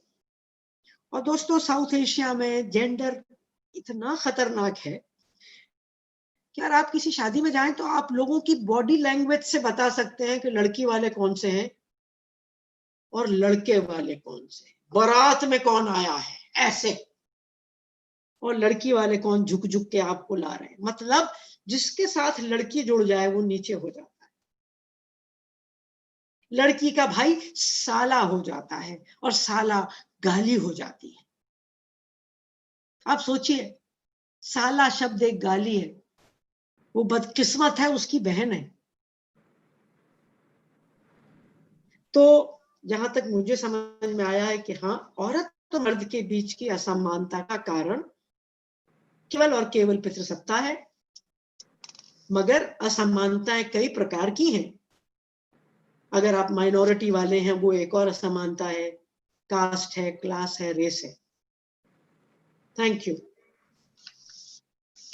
जी। दूसरा सवाल आया है, क्या शिक्षा तथा सभी और हो रही आधुनिकता और विकास से औरत व मर्दों के बीच समानता नहीं आती है? उसके बाद किसी ने पूछा है, क्या जेंडर को लेकर बच्चों के अलग अलग नाम रखना सही है? ठीक है, तो शिक्षा पर थोड़ा सा लंबा टाइम लगेगा, तो मैं शिक्षा ले लेती हूँ। जी। और सवाल अभी मत पूछो, क्योंकि शिक्षा थोड़ा गड़बड़ है। इन्होंने कहा कि क्या शिक्षा से समानता आ सकती है ना? क्यों? जी, इन्होंने कहा जी। हाँ। तो दोस्तों, सबसे पहली बात तो ये कि जब इंसान, हम, पता नहीं आप लोग क्या मानते हैं, मैं ये मानती हूं कि हम बंदर हुआ करते थे, बंदर से इंसान बने, है ना? तो जब हम बंदर से इंसान बने और उसके कई लाख साल तक कोई स्कूल नहीं हुआ करते थे, शिक्षा घरों में मिलती थी, जिंदगी से शिक्षा लेते थे, जिंदगी से शिक्षा लेते थे। तो और बाद में धीरे धीरे किसानी आ गई, हाथ करघे का काम आ गया, क्राफ्ट्स आ गए, दुनिया भर की चीजें आ गई। तो शिक्षा कहाँ होती थी? किसान अपने बच्चों को किसानी सिखाते थे, हाथ करघे वाले हाथ करघा सिखाते थे, लोहार अपने बच्चों को लोहार बनाते थे, मोची अपने बच्चों को मोची बनाते थे। शिक्षा के कहीं स्कूल नहीं थे। स्कूल कब आए? जब लिटरेसी आई, जो कि अभी 7, 8, 9 हजार, 10 हजार साल पहले। और जब काम घर के बाहर गया, जब छोटे छोटे कारखाने आए और जब धर्म बन गए, तो दोस्तों जब फॉर्मल एजुकेशन आई, तो केवल लड़के फॉर्मल एजुकेशन में पार्टिसिपेट कर सकते थे, लड़कियां नहीं कर सकती थी, औरतें नहीं कर सकती थी। हिंदू धर्म में आप जितने भी वो बात कर लें कि जो धार्मिक स्कूल थे, क्या बोलते थे उनको, गुरुओं के धार्मिक स्कूल, वहां केवल लड़के जाते थे। गुरुकुल। गुरुकुलों में, मदरसों में केवल लड़के, मुसलमानों के, क्रिश्चियंस के सेमेटरी, वो जो उसमें सिर्फ लड़के, बुद्धिस्ट संघा में, हालांकि बुद्ध ने औरतों को ले लिया था, मगर फिर भी ज्यादातर तो बुद्धिस्ट प्रीस्ट मर्द ही होते। तो शिक्षा तो एक गैर बराबरी का माध्यम बन के दुनिया में आई। और आप हैरान होंगे कि 10 साल पहले मैं एक आर्टिकल लिख रही थी विमेन एंड एजुकेशन पर, तो मैंने गूगल किया education in USA, women's education in USA. तो दोस्तों मैंने देखा कि हार्वर्ड में, Harvard university, most modern Harvard university में लड़कों के दाखिले के 237 साल के बाद पहली लड़की को एडमिशन मिला। समझ रहे हैं? 237 years later, ऑक्सफोर्ड और कैम्ब्रिज में 265 साल बाद। तो पहली बात तो शिक्षा सबसे बड़ा कारण है औरत और मर्द की गैर बराबरी का। उसकी वजह से ज्यादातर किताबें मर्दों की लिखी हैं, उसकी वजह से ज्यादातर नोबेल प्राइजेस मर्दों को मिले हैं, उसकी वजह से ये सारी गैर बराबरी है। मगर पिछले 50-60 सालों में जो लड़कियों ने छलांगे मारी हैं शिक्षा में, आज आप देखिए 10वीं में 12वीं में टॉप करती हैं लड़कियां। तो लड़कियां मार रही हैं छलांगे। आपने उनको सैकड़ों सालों तक पीछे रखा, पर जैसे ही आपने उनको समान अधिकार दिए, समान अवसर दिए, छलांगे मारने लग गई। एजुकेशन में, स्पोर्ट्स में, नौकरियों में, कौन सी चीज में नहीं मारी छलांग, बताइए ना। आपने अवसर दिए, लड़कियों ने छलांगे मारी, मगर छलांग मारते ही वो फर्स्ट आ गई। पर बेटी तुमने करना क्या है, तुमने तो शादी करनी है ना। जितनी औरतें यहां बैठी हैं और जितने मर्द यहां बैठे हैं, आप अपने बारे में सोचिए और किसी के बारे में मत सोचिए, सबको भाड़ में जाने दीजिए। आप अपने बारे में सोचिए। आपके पास एमए की डिग्री थी तो आपने कन्यादान क्यों करवाया, आपने दहेज देके शादी क्यों करी, आपने शादी की हर चीज क्यों मानी। तो दोस्तों, शिक्षा का मतलब अगर सवाल करना होता तो दुनिया बदल गई होती। शिक्षा का मतलब अगर होता कि सब बराबर हैं तो जातिवाद खत्म हो गया होता। शिक्षा का मतलब होता कि दिल्ली का मजदूर परेशान नहीं होगा। तो अभी जो आपको लाखों मजदूर सड़कों पर 500-500 किलोमीटर जाते दिखे, जब कमला बसीन यहां पर एयर कंडीशन में आपके साथ बकवास कर रही है, ये ना होता अगर शिक्षा ने मुझे गुण दिए होते। शिक्षा ने मुझे डिग्री दी है केवल पैसा कमाने के लिए, और मैं जितनी अमीर हूं मैं उतनी खुददार हूं। उतना बड़ा ताला है मेरे घर में। गरीबों के घरों में ताले नहीं होते। आप वहां चले जाएं, वो सब कुछ खोल के आपको दे देते हैं। हम अमीर फकीर हैं, भिखारी हैं हम लोग, कुछ देना नहीं चाहते। दिल्ली के मजदूर भूखे मर रहे हैं। तो दोस्तों, शिक्षा से अगर कोई भी बराबरी आती है, अमेरिका 250 साल से डेमोक्रेसी का देश है, सबसे ज्यादा पढ़ाई में आगे है। क्या हो रहा है वहां पर ब्लैक्स के साथ, बताइए ना, क्या हो रहा है ब्लैक्स के साथ। तो इसी पर दोस्तों मैंने एक कविता लिखी है। एक पिता अपनी बेटी से कहता है कि पढ़ना है, तुम्हें क्यों पढ़ना है। तो शिक्षा के दो मतलब होते हैं दोस्तों। एक मतलब है डिग्री लेके एक अच्छा सा वर ढूंढ लो, फिर कन्यादान करा लो, फिर सिंदूर बिंदूर लगा के फिर करवा चौथ करती फिरो। वो एक शिक्षा है जो कि हमारी, मतलब यहाँ रिसर्च हुई है बेस्ट विमेन्स कॉलेजेस में, मिरांडा हाउस में 75% इन कॉलेजेस की लड़कियां वही करती हैं जो मेरी माँ ने 70 साल 80 साल पहले किया था।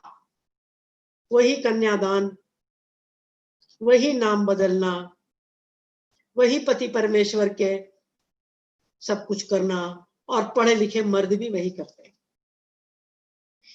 तो जो सवाल मेरे भाई ने या बहन ने पूछा शिक्षा के बारे में, उसके बारे में 15 साल पहले शायद मैंने ये कविता लिखी। एक पिता अपनी बेटी से कहता है पढ़ना है, तुम्हें क्यों पढ़ना है, पढ़ने को बेटे काफी हैं, तुम्हें क्यों पढ़ना है। तो बेटी ने जवाब दिया कि पिताजी जब पूछा ही है तो सुनो, मुझे क्यों पढ़ना है, क्योंकि मैं लड़की हूं, मुझे पढ़ना है। तो दोस्तों, अगर ऐसी पढ़ाई हो तो पितृसत्ता बदलेगी। और ये पढ़ाई में जवाब देती है वो कि पढ़ने की मुझे मनाही है, सो पढ़ना है, मुझ में भी तरुणाई है, सो पढ़ना है, सपनों ने ली अंगड़ाई है, सो पढ़ना है, कुछ करने की मन में आई है, सो पढ़ना है, क्योंकि मैं लड़की हूं, मुझे पढ़ना है। यानी अगर मैं लड़का होती तो ना पढ़ती, चल जाता, क्योंकि मैं लड़की हूं, मुझे दबाया गया है, शोषित किया गया है, मुझे पढ़ना है। फिर कहती है मुझे दर दर नहीं भटकना है, सो पढ़ना है, मुझे अपने पांवों चलना है, सो पढ़ना है, मुझे अपने डर से लड़ना है, सो पढ़ना है। मुझे अपना आप ही घड़ना है, सो पढ़ना है। क्योंकि मैं लड़की हूं, मुझे पढ़ना है। फिर कहती है हर जोर जुल्म को समझना है, सो पढ़ना है। तो आप लोग जितनी एमए वाली बैठी हो, हर जोर जुल्म को समझना है, सो पढ़ना है, इसलिए पढ़े थे क्या? कई कानूनों को परखना है, सो पढ़ना है। मुझे नए धर्मों को रचना है, सो पढ़ना है। मुझे सब कुछ ही तो बदलना है, सो पढ़ना है। क्योंकि मैं लड़की हूं, मुझे पढ़ना है। और हमारे आज के टॉपिक से किताबों के बारे में, तो वो कहती है हर ज्ञानी से बतियाना है, सो पढ़ना है। किताब क्यों पढ़ोगे? क्योंकि ज्ञानी ने लिखी। हर ज्ञानी से बतियाना है, सो पढ़ना है। मीरा राबिया का गाना गाना है, सो पढ़ना है। मुझे अपना राग बनाना है, सो पढ़ना है। और अनपढ़ का नहीं जमाना है, सो पढ़ना है। क्योंकि मैं लड़की हूं, मुझे पढ़ना है। तो दोस्तों, अगर ऐसी पढ़ाई हो तो पितृसत्ता बदले, तो जातिवाद बदले। मगर पढ़ाई तो ये है कि मैं आज डॉक्टर बनूं और कल से मैं साम दंड भेद करके, बेटियां मार के, गलत टेस्ट बता के पैसा कमाऊं। इसीलिए मैं ये मानती हूं कि सबसे ज्यादा शिक्षित लोग सबसे ज्यादा करप्ट हैं, सबसे बड़े पोल्यूटर्स हैं। सबसे पढ़े लिखे देश सबसे ज्यादा हथियार बना रहे हैं, जंग चला रहे हैं। अमेरिका सबसे ज्यादा पढ़ा लिखा देश। देख लीजिए कोविड में क्या बुरा हाल है, क्योंकि प्राइवेटाइजेशन हो गया सब चीज का। तो बहुत गहरी बातें हैं दोस्तों, बहुत लंबा समय लगता है इन्हें समझने में। Thank you. अलग अलग नाम, मेरे भाई ने या बहन ने पूछा कि क्या अलग अलग नाम से भी जेंडर आता है? बिल्कुल। मतलब लड़कियों के नाम सौंदर्य पर, लावण्या, हर चीज सुंदरता। मैं काली हूं और लावण्या मेरा नाम रख दो, सुंदरी।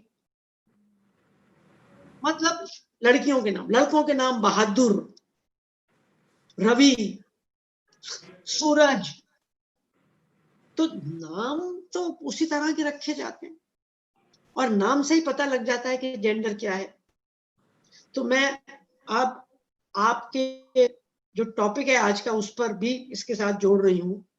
आपने कहा री इमेजिनिंग जेंडर, लेकिन जो मैंने बात कही, मैंने क्या कहा? जेंडर पितृसत्ता के कारण बना है और लड़की और लड़के को डिफाइन करने के लिए बना है, लड़के को ताकत देने के लिए बना है, लड़की को कमजोर बनाने के लिए बना है। इसका मकसद ही यह है। और जेंडरिंग में देखिए आप क्या करते हैं, लड़की सजेगी सजेगी सजेगी सजेगी। किसके लिए? सैया के लिए। सैया के लिए सजेगी और सजने में ही उसकी सारी आजादी खत्म हो जाएगी। भाई तो मोटरसाइकिल चला रहा है, वो मेहंदी लगा के घर में बैठी है। वो पेड़ पे चढ़ रहा है, वो नेल पॉलिश लगा रही है। तो कहां बराबरी आएगी? तो मेरा सवाल यह है कि डू वी री इमेजिन जेंडर और डू वी फिनिश जेंडर? क्या हम कभी टॉपिक बनाएंगे कि री इमेजिनिंग कोविड-19? हम तो यही बनाएंगे कि कोविड-19 से पीछा कैसे छूटे। तो जेंडर के बारे में भी मेरा यही है कि मुझे इसको री इमेजिन नहीं करना, मुझे इससे पीछा छुड़ाना है। और इससे पीछा तब तक नहीं छूटेगा जब तक इसके कारण से पीछा नहीं छूटेगा। इसका कारण है पितृसत्ता। तो मुझे पितृसत्ता से पीछा छुड़ाना है, पुरुषों से नहीं। पुरुष और स्त्री एक दूसरे से पीछा नहीं छुड़ा सकते, ना हम छुड़ाना चाहते हैं। मेरी जिंदगी में इतने खूबसूरत पुरुष आए हैं, चाहूंगी कि हर बार वो मेरी जिंदगी में आए।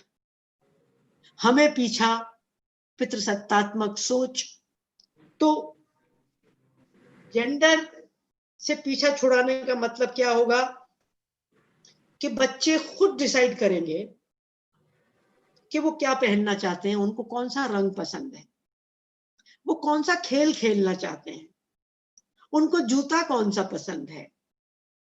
क्या भाई मम्मी के साथ किचन में जाना ज्यादा पसंद करता है और बहन को पेड़ों पर चढ़ना पसंद है, तो क्यों रोके उन दोनों को। भाई को रोना आ रहा है, उसका खिलौना खो गया, वो इंसान नहीं है क्या, उसके मन में भावनाएं नहीं है क्या। दोनों को खाना इकट्ठा मिल जाए, इकट्ठा बना ले, प्रॉपर्टी दोनों को मिल जाए, दोनों अच्छे स्कूल चले जाएं, दोनों इतने ताकतवर बन जाएं। अब मैं आपको फिर से, तो जेंडर इक्वालिटी का मतलब होगा कि हम उनको, उनकी जेंडरिंग नहीं करेंगे, उनकी ह्यूमनिंग करेंगे, उनको ह्यूमन बीइंग बनाएंगे। जेंडर करने का मतलब है तू लड़की है, तू लड़का है। हम करेंगे तू इंसान है, तू जो चाहे कर सकता है, तू जो चाहे कर सकती है। हम तुम्हें वो देंगे जो हिंदुस्तान के संविधान ने कहा है। हम तुम्हें वो देंगे जो universal declaration of human rights ने कहा। पूरी दुनिया के संविधान ने कहा है कि लड़की लड़का बराबर है, काले गोरे बराबर हैं। हम ब्राउन हिंदुस्तानी, काले हिंदुस्तानी किसी अमेरिकन से कम नहीं है, कोई दलित किसी ब्राह्मण से कम नहीं है।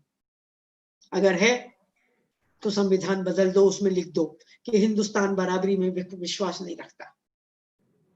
तो जेंडर इक्वालिटी का मतलब है आजादी सबको, संपत्ति सबको।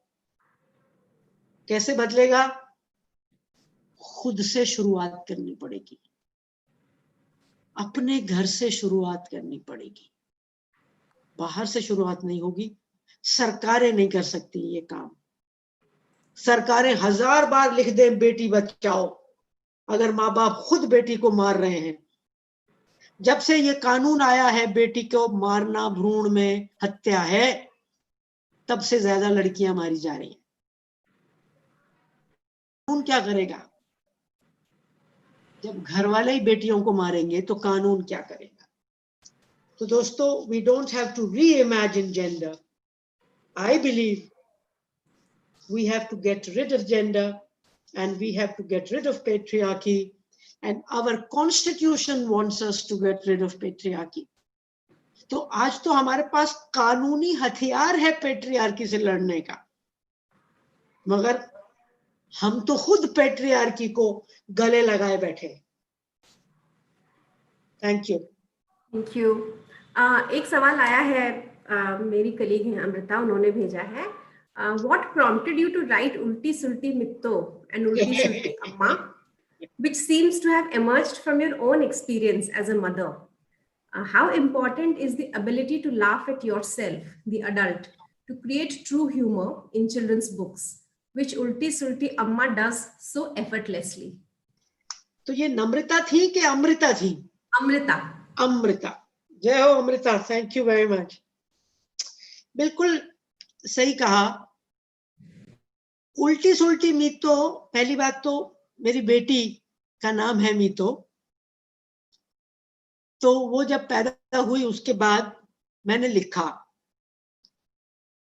और उसमें जो इंट्रोडक्शन है उस किताब का अच्छा खासा लंबा है, और उस इंट्रोडक्शन में मैंने लिखा है कि पहली बात तो बच्चों को ही आजादी नहीं दी जाती। जर्मनी में एक रिसर्च हुई 1960s में, किसी रिसर्चर ने एक टेप रिकॉर्डर प्री स्कूल में जाके रख दिया और देखा कि पूरा दिन टीचर ने क्या कहा। तो रिजल्ट था कि 80% टाइम टीचर ने बोला ये मत करो, ये मत करो, ये मत करो, ये मत करो। 80% मैसेजेस हमारे होते हैं ये मत करो। तो बच्चों को ही आजादी नहीं होती। और पेट्रियार्की में बेटी को आजादी नहीं होती, बेटियों का बचपन नहीं होता। मैंने एक गीत लिखा था कि देश में बेटी अगर बेआबरू नाशाद है, दिल पे रखकर हाथ कहिए देश क्या आजाद है। और उसमें लिखा था, क्या है बचपन, क्या नादानी,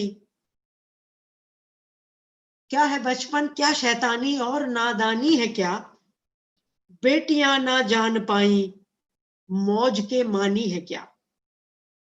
तो मैंने उसके बाद ये लिखा था कि मेरी बेटी उल्टी भी है सुलटी भी है और उसको दोनों करने का अधिकार है।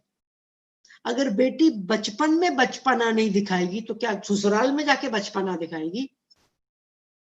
तो इस किताब में वो मस्त मौला है, कभी तो आओ मीतो की बात सुनाए, उसके दो दो रूप दिखाएं, और फिर उसमें दोनों रूप हैं। कभी तो आराम से खाना खाती है, कभी खाना यहां और मीतो वहां हो, कभी रंग कागज पे करती है, कभी दीवारें रंग से भर देती है, कभी तो जांगिया ठीक ही पहने, कभी उसकी टोपी बना देती है और टोपी बना के जांगिया पहन लेती है।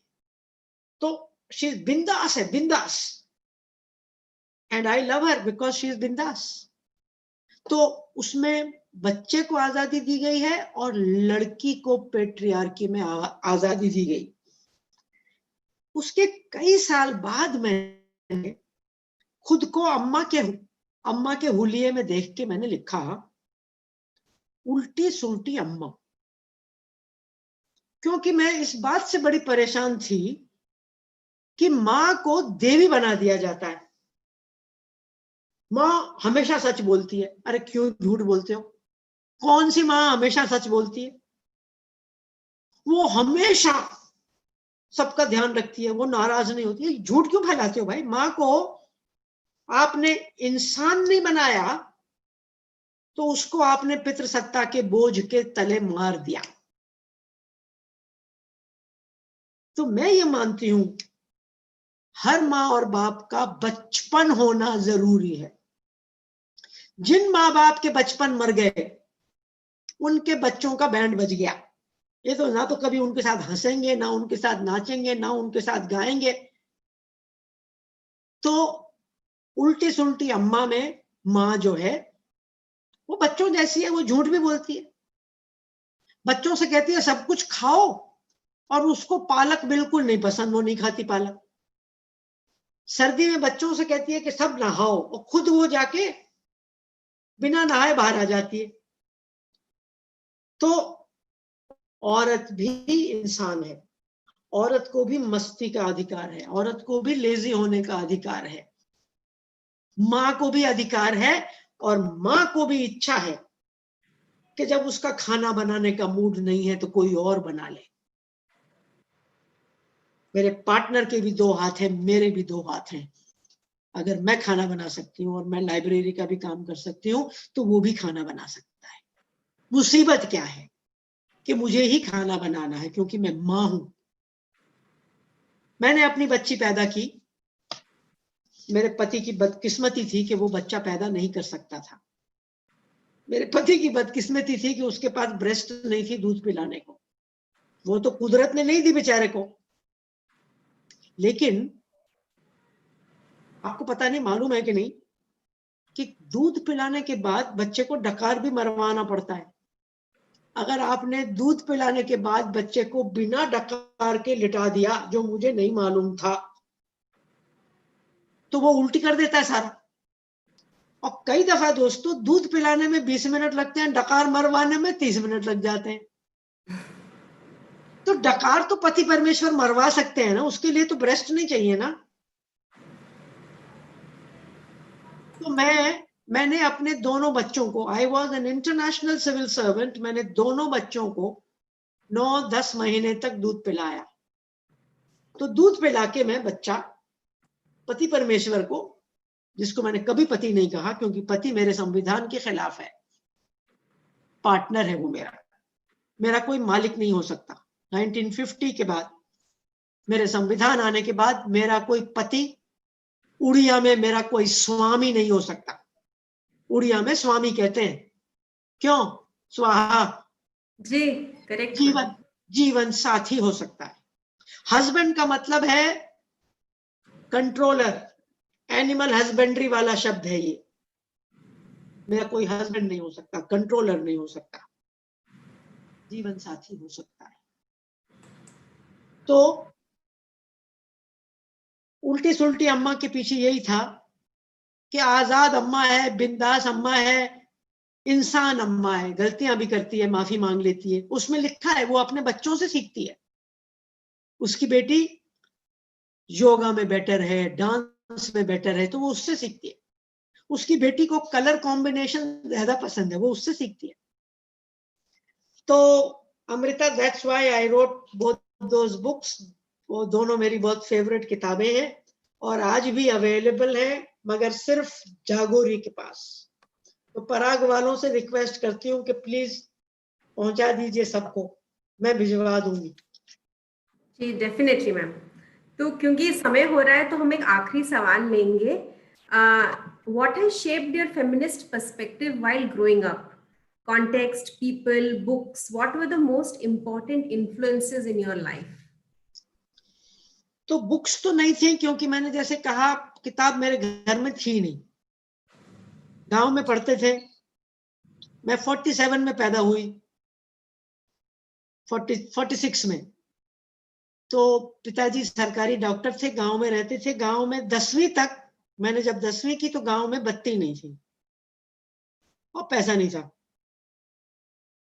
तो किताब बचपन में कभी नहीं पढ़ी। जिंदगी फेमिनिस्ट बनाया, जिंदगी ने बनाया। मेरे साथ ज्यादा भेदभाव नहीं हुए, मगर जब मैं 10वीं में पढ़ रही थी तो मेरी क्लास में 30 बच्चे थे, हम केवल 3 लड़कियां थे, 27 लड़के थे।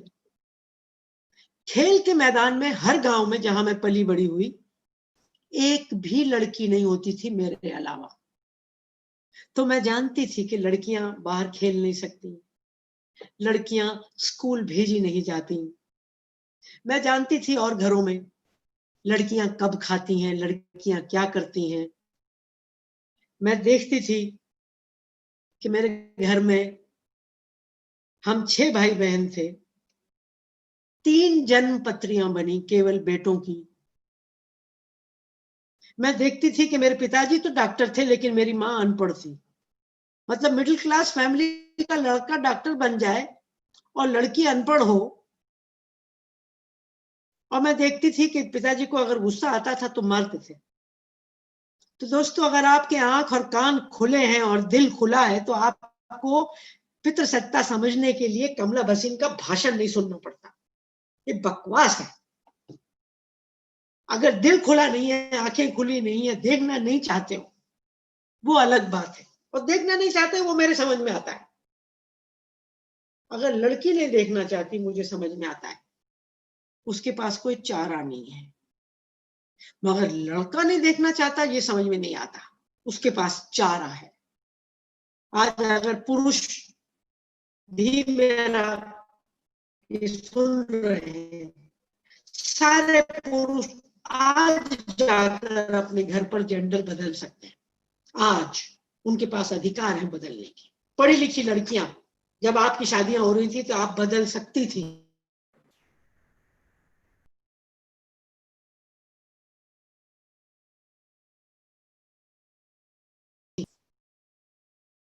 डर बैठा हुआ है, लोग कुछ नहीं कहते। मेरी माँ का अंतिम संस्कार मैंने किया, मैंने और मेरी बहन ने। तो पंडित जी आए, अरे बहन जी अब आप पीछे हो जाओ।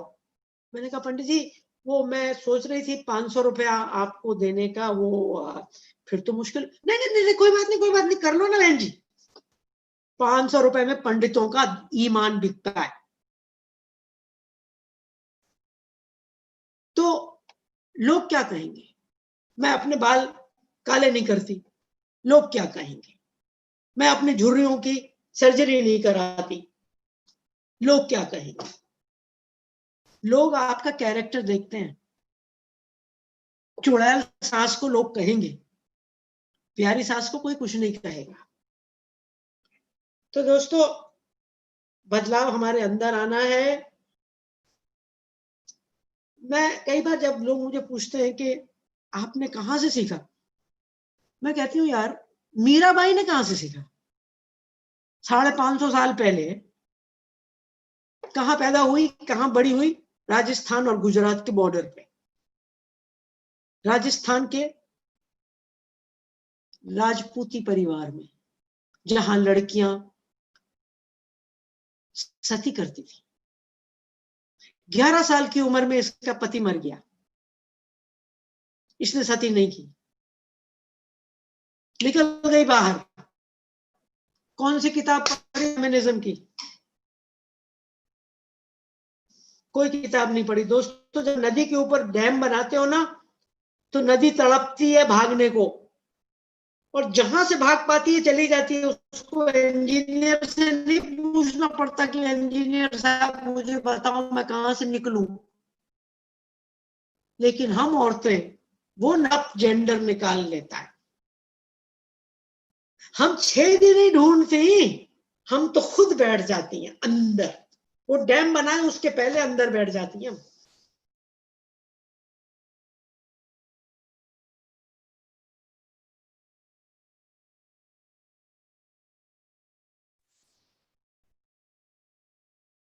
तो ये मीटिंग खत्म करने का टाइम आ गया लगता है। बोलो भाई, क्या करना है? जी, एक आखिरी सवाल आया था, इंटरेस्टिंग मुझे लगा, अगर आपके पास समय है तो मैं पूछ लूं।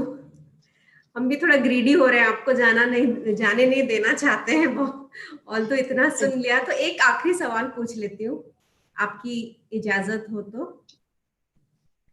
How do we address child sexuality, asexuality in picture books for children? दोस्तों, पता नहीं आपको मालूम है कि नहीं, मगर मैंने कोई 15-20 साल पहले किताब लिखी थी चाइल्ड सेक्सुअलिटी पे। सॉरी, चाइल्ड सेक्सुअल अब्यूज की बात कर रहे हैं कि चाइल्ड सेक्सुअलिटी? दोबारा से बताओ। Child sexuality. तो मैं 2 बातें कहूंगी। पहला, सबसे पहले तो चाइल्ड सेक्सुअल अब्यूज, हमारी अपनी सेक्सुअलिटी को हम जाने उसके पहले ही हमारा चाइल्ड सेक्सुअल अब्यूज हो जाता है। तो मैंने एक किताब लिखी जिसका नाम है हिंदी में काश मुझे किसी ने बताया होता। इंग्लिश में नाम है if only someone had broken the silence. आज 30 भाषाओं में है। मेरी किसी भी किताब पर कॉपीराइट नहीं है। मेरी डेफिनेशन ऑफ कॉपीराइट है राइट टू कॉपी। मैं पैसा कमाने के लिए किताब नहीं लिखती। मैं मानती हूं कि विद्या और प्यार पैसे से नहीं नापे जाने चाहिए। विद्या और प्यार जितना बांटोगे उतना बढ़ेंगे। मेरी 4 और 8 साल की उम्र के बीच में 13 पुरुषों ने मुझे गलत तरीके से छुआ था। 13। कौन थे? तमाम परिवार के अंदर के लोग थे। तो जो लोग सुरक्षा की बात पहला सवाल कर रहे थे, सबसे ज्यादा असुरक्षा वही है ना। 13 लोगों। मैंने पूरी उम्र उन 13 लोगों की लिस्ट बनाई, किसी को नहीं कहा। मुझे उस किताब में भी मैंने लिखा है कि मैंने क्यों अपने माँ बाप को नहीं बताया। मेरा बहुत प्यारा परिवार था। किसी बहन को बता देती, किसी भाई को बता देती। एक 4 साल की बच्ची को कैसे मालूम है कि ये वाली बात नहीं बतानी? कोई गिराता था तो मैं बता देती थी, कोई मारता था तो बता देती थी, कोई गाली देता था तो बता देती थी। क्यों नहीं बताया? I don't know. कब बताया? जब विमेन्स मूवमेंट में भर्ती हुए, 45 साल के थे, डिस्कशन कर रहे थे दिल्ली में मेरे घर, एक फिल्म बना रहे थे इन चीजों पर, तो मैं बोली और तमाम जितनी औरतें थी सब बोली। उसके बाद, ये 84 की बात है, उसके बाद हर वर्कशॉप में हम बात करते हैं इस पर। और आज हम सबको महिला आंदोलन का शुक्रिया अदा करना चाहिए कि उनकी वजह से आमिर खान सत्यमेव जयते में इस पर एक प्रोग्राम करता है कि गुड टच बैड टच क्या है। आज आपकी लाइब्रेरीज में गुड टच बैड टच पर किताबें आ गई हैं। आज स्कूलों में इसकी बात हो रही है। क्यों? हमारी वजह से, विमेन्स मूवमेंट की वजह से, जिसको बहुत लोग गालियां देते हैं, नारीवादियों की वजह से। तो दोस्तों, मैं ये मानती हूं कि सेक्सुअलिटी जिंदगी का हिस्सा है। और 6-6 महीने की बच्चियों का अगर बलात्कार हो सकता है, तो अगर आप उनके साथ सेक्स पर बात नहीं करते तो आप चाहते हैं कि उनके बलात्कार होते रहें, आपकी बच्चियों। और सुनिए, सिर्फ बच्चियों के बलात्कार नहीं होते, सिर्फ बच्चियों पर चाइल्ड सेक्सुअल अब्यूज नहीं होते, लगभग उतनी ही चाइल्ड सेक्सुअल अब्यूज लड़कों पर होती है। केरला में एक स्टडी हुई जिन्होंने पाया कि लगभग उतनी, और लड़कों पर इतनी कैसे होती है? उन पर बाहर भी होती है। वो चाय की दुकान पर, जो ढाबे पर बेचारा बच्चा काम करता है रात को, उसका होता है। बस के कंडक्टर का जो असिस्टेंट है उसका होता है। सड़कों पर रहने वाले बच्चों का होता है। लड़कों के हॉस्टल्स में बड़े लड़के उनका करते हैं। तो मैं ये मानती हूँ दोस्तों कि सेक्स जिंदगी का बहुत अहम हिस्सा है, बहुत खूबसूरत हिस्सा है। अगर सेक्स गंदी है तो आप और हम सब गंदे हैं। ये हमारी मानसिकता है जो उसको गंदा बात बताती है। अगर मैं अपने नाक को नाक कह सकती हूँ तो मैं अपने पीनस को पीनस कह सकता हूँ, मैं अपने वजाइना को वजाइना कह सकती हूँ। अगर नहीं कहती हूँ तो मैं समझती हूँ कि उसमें कुछ गंदा है, और मैं उसको फिर एक ऐसी चीज बना देती हूँ जो गंदी भी है, जिसको छुपाया जाना है, जिसके बारे में बात नहीं करनी। तो ये प्रॉब्लम मेरी है। नाक, कान, वजाइना, पीनस, ये मेरी बायोलॉजी का हिस्सा है, और इसमें गंदा अगर कुछ है तो वो हमारी जहनियत है, ये मैं मानती हूँ। और मैं ये मानती हूँ कि जिन बच्चों को इनके बारे में मालूम है वो ज्यादा रिस्पॉन्सिबल होते हैं सेक्सुअल अब्यूज से बचने में भी और सेक्सुअलिटी एक्सप्लोर करने में भी। जिन्हें इनके बारे में नहीं मालूम वो फंसेंगे। 13-14 में लड़कियां प्रेग्नेंट होंगी, और अमेरिका में हर साल, इंग्लैंड में हर साल, हमारे यहाँ तो हम शादी कर देते हैं 12, 13, 14 साल की, वहां लाखों लड़कियां चाइल्ड मदर्स बनती, 13, 13, 14, 14 साल की। तो आज तो हर जगह लोग मानते हैं कि सेक्स एजुकेशन जिंदगी का हिस्सा होनी चाहिए, और बदलना हम माँ बाप को पड़ेगा, हम टीचर्स को पड़ेगा, हम बड़ों को पड़ेगा। Thank you. थैंक यू कमला जी। आपके बोलने के बाद कुछ बनता नहीं है मेरा कुछ भी बोलना, लेकिन बहुत सारे इश्यूज जो शायद हमारे एवरीडे लाइफ्स में है और हम यूज्ड टू हो जाते हैं उसको, हम क्वेश्चन नहीं करते हैं क्योंकि हमको लगता है कि हमारे आसपास ठीक है तो सब ठीक है ना। लेकिन ऐसी बहुत सारे औरतें हैं, लड़कियां हैं जो शायद इन सब चीजों से रोज जूझ रही है। हम तो कोशिश करते हैं कि I think there is action needed from all sides. जैसा आपने कहा, बाल साहित्य एक it's one point of action जो जिस पर हम काम कर रहे हैं, लेकिन और बहुत कुछ करने की जरूरत है। और हम सबको अपने पर्सनल लाइफ्स में भी शायद ये मुद्दा उठाने की जरूरत है, नॉट वंस और ट्वाइस बट एवरी डे। मतलब हर एक जो काम हम करेंगे शायद उसमें हमको ये सोचना पड़ेगा कि are we questioning stereotype and you know are we making it better for women tomorrow. और लड़कों को भी लड़कों को भी सोचना है, सिर्फ लड़कियों को नहीं, सिर्फ औरतों को नहीं जी, मर्दों को भी सोचना है, क्योंकि वो भी पूरी तरह से जकड़े हुए हैं। जी। तो थैंक यू। तो फिर से मैं आपका धन्यवाद करना चाहती हूँ, और चैट में बहुत सारे मैसेजेस आए हैं आपके लिए, हम उसको कॉपी कर कर आपको भेजेंगे, आप बाद में पढ़िएगा। बहुत लोगों ने सराहा है और आपको धन्यवाद कर रहे हैं चैट पे, तो वो हम बाद में आपको भेजेंगे। मैं सिर्फ इतना कहती हूँ कि पिछले 4 महीने में मैंने बहुत सारे वेब टॉक्स किए हैं, वेबिनार किए हैं। जितना मजा मुझे आज आया है स्वाहा, उतना पहले कभी नहीं आया। और थैंक यू सो मच। ये शायद इसलिए है कि तुमने कहा कि आप प्यार से बोलिए, आराम से बोलिए, कोई जल्दी नहीं है, और हमने 2 घंटे लिए। तो मैं सच में पराग को बताना चाहती हूँ कि बहुत मुझे मजा आया, बहुत अच्छा लगा। आगे भी कभी बात करनी हो तो मैं बड़ी खुशी से आप लोगों के साथ जुड़ूंगी। मेरी जिंदगी में समय कम है, इसलिए मुझे साथी बनाने हैं, मुझे ज्यादा लोग बनाने हैं जो ये बात बच्चे बच्चे तक ले जाएं, घर घर तक ले जाएं। तो मैं थोड़ी जल्दी में हूं, तो जो भी मुझे बुलाता है मैं बात करती हूँ ताकि ये बात आगे बढ़े। तो फिर से कहूंगी, समानता जिंदाबाद, संविधान जिंदाबाद।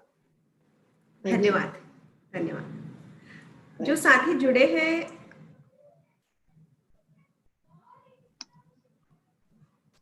ओके, शायद I just right, Aanchal, are we offline?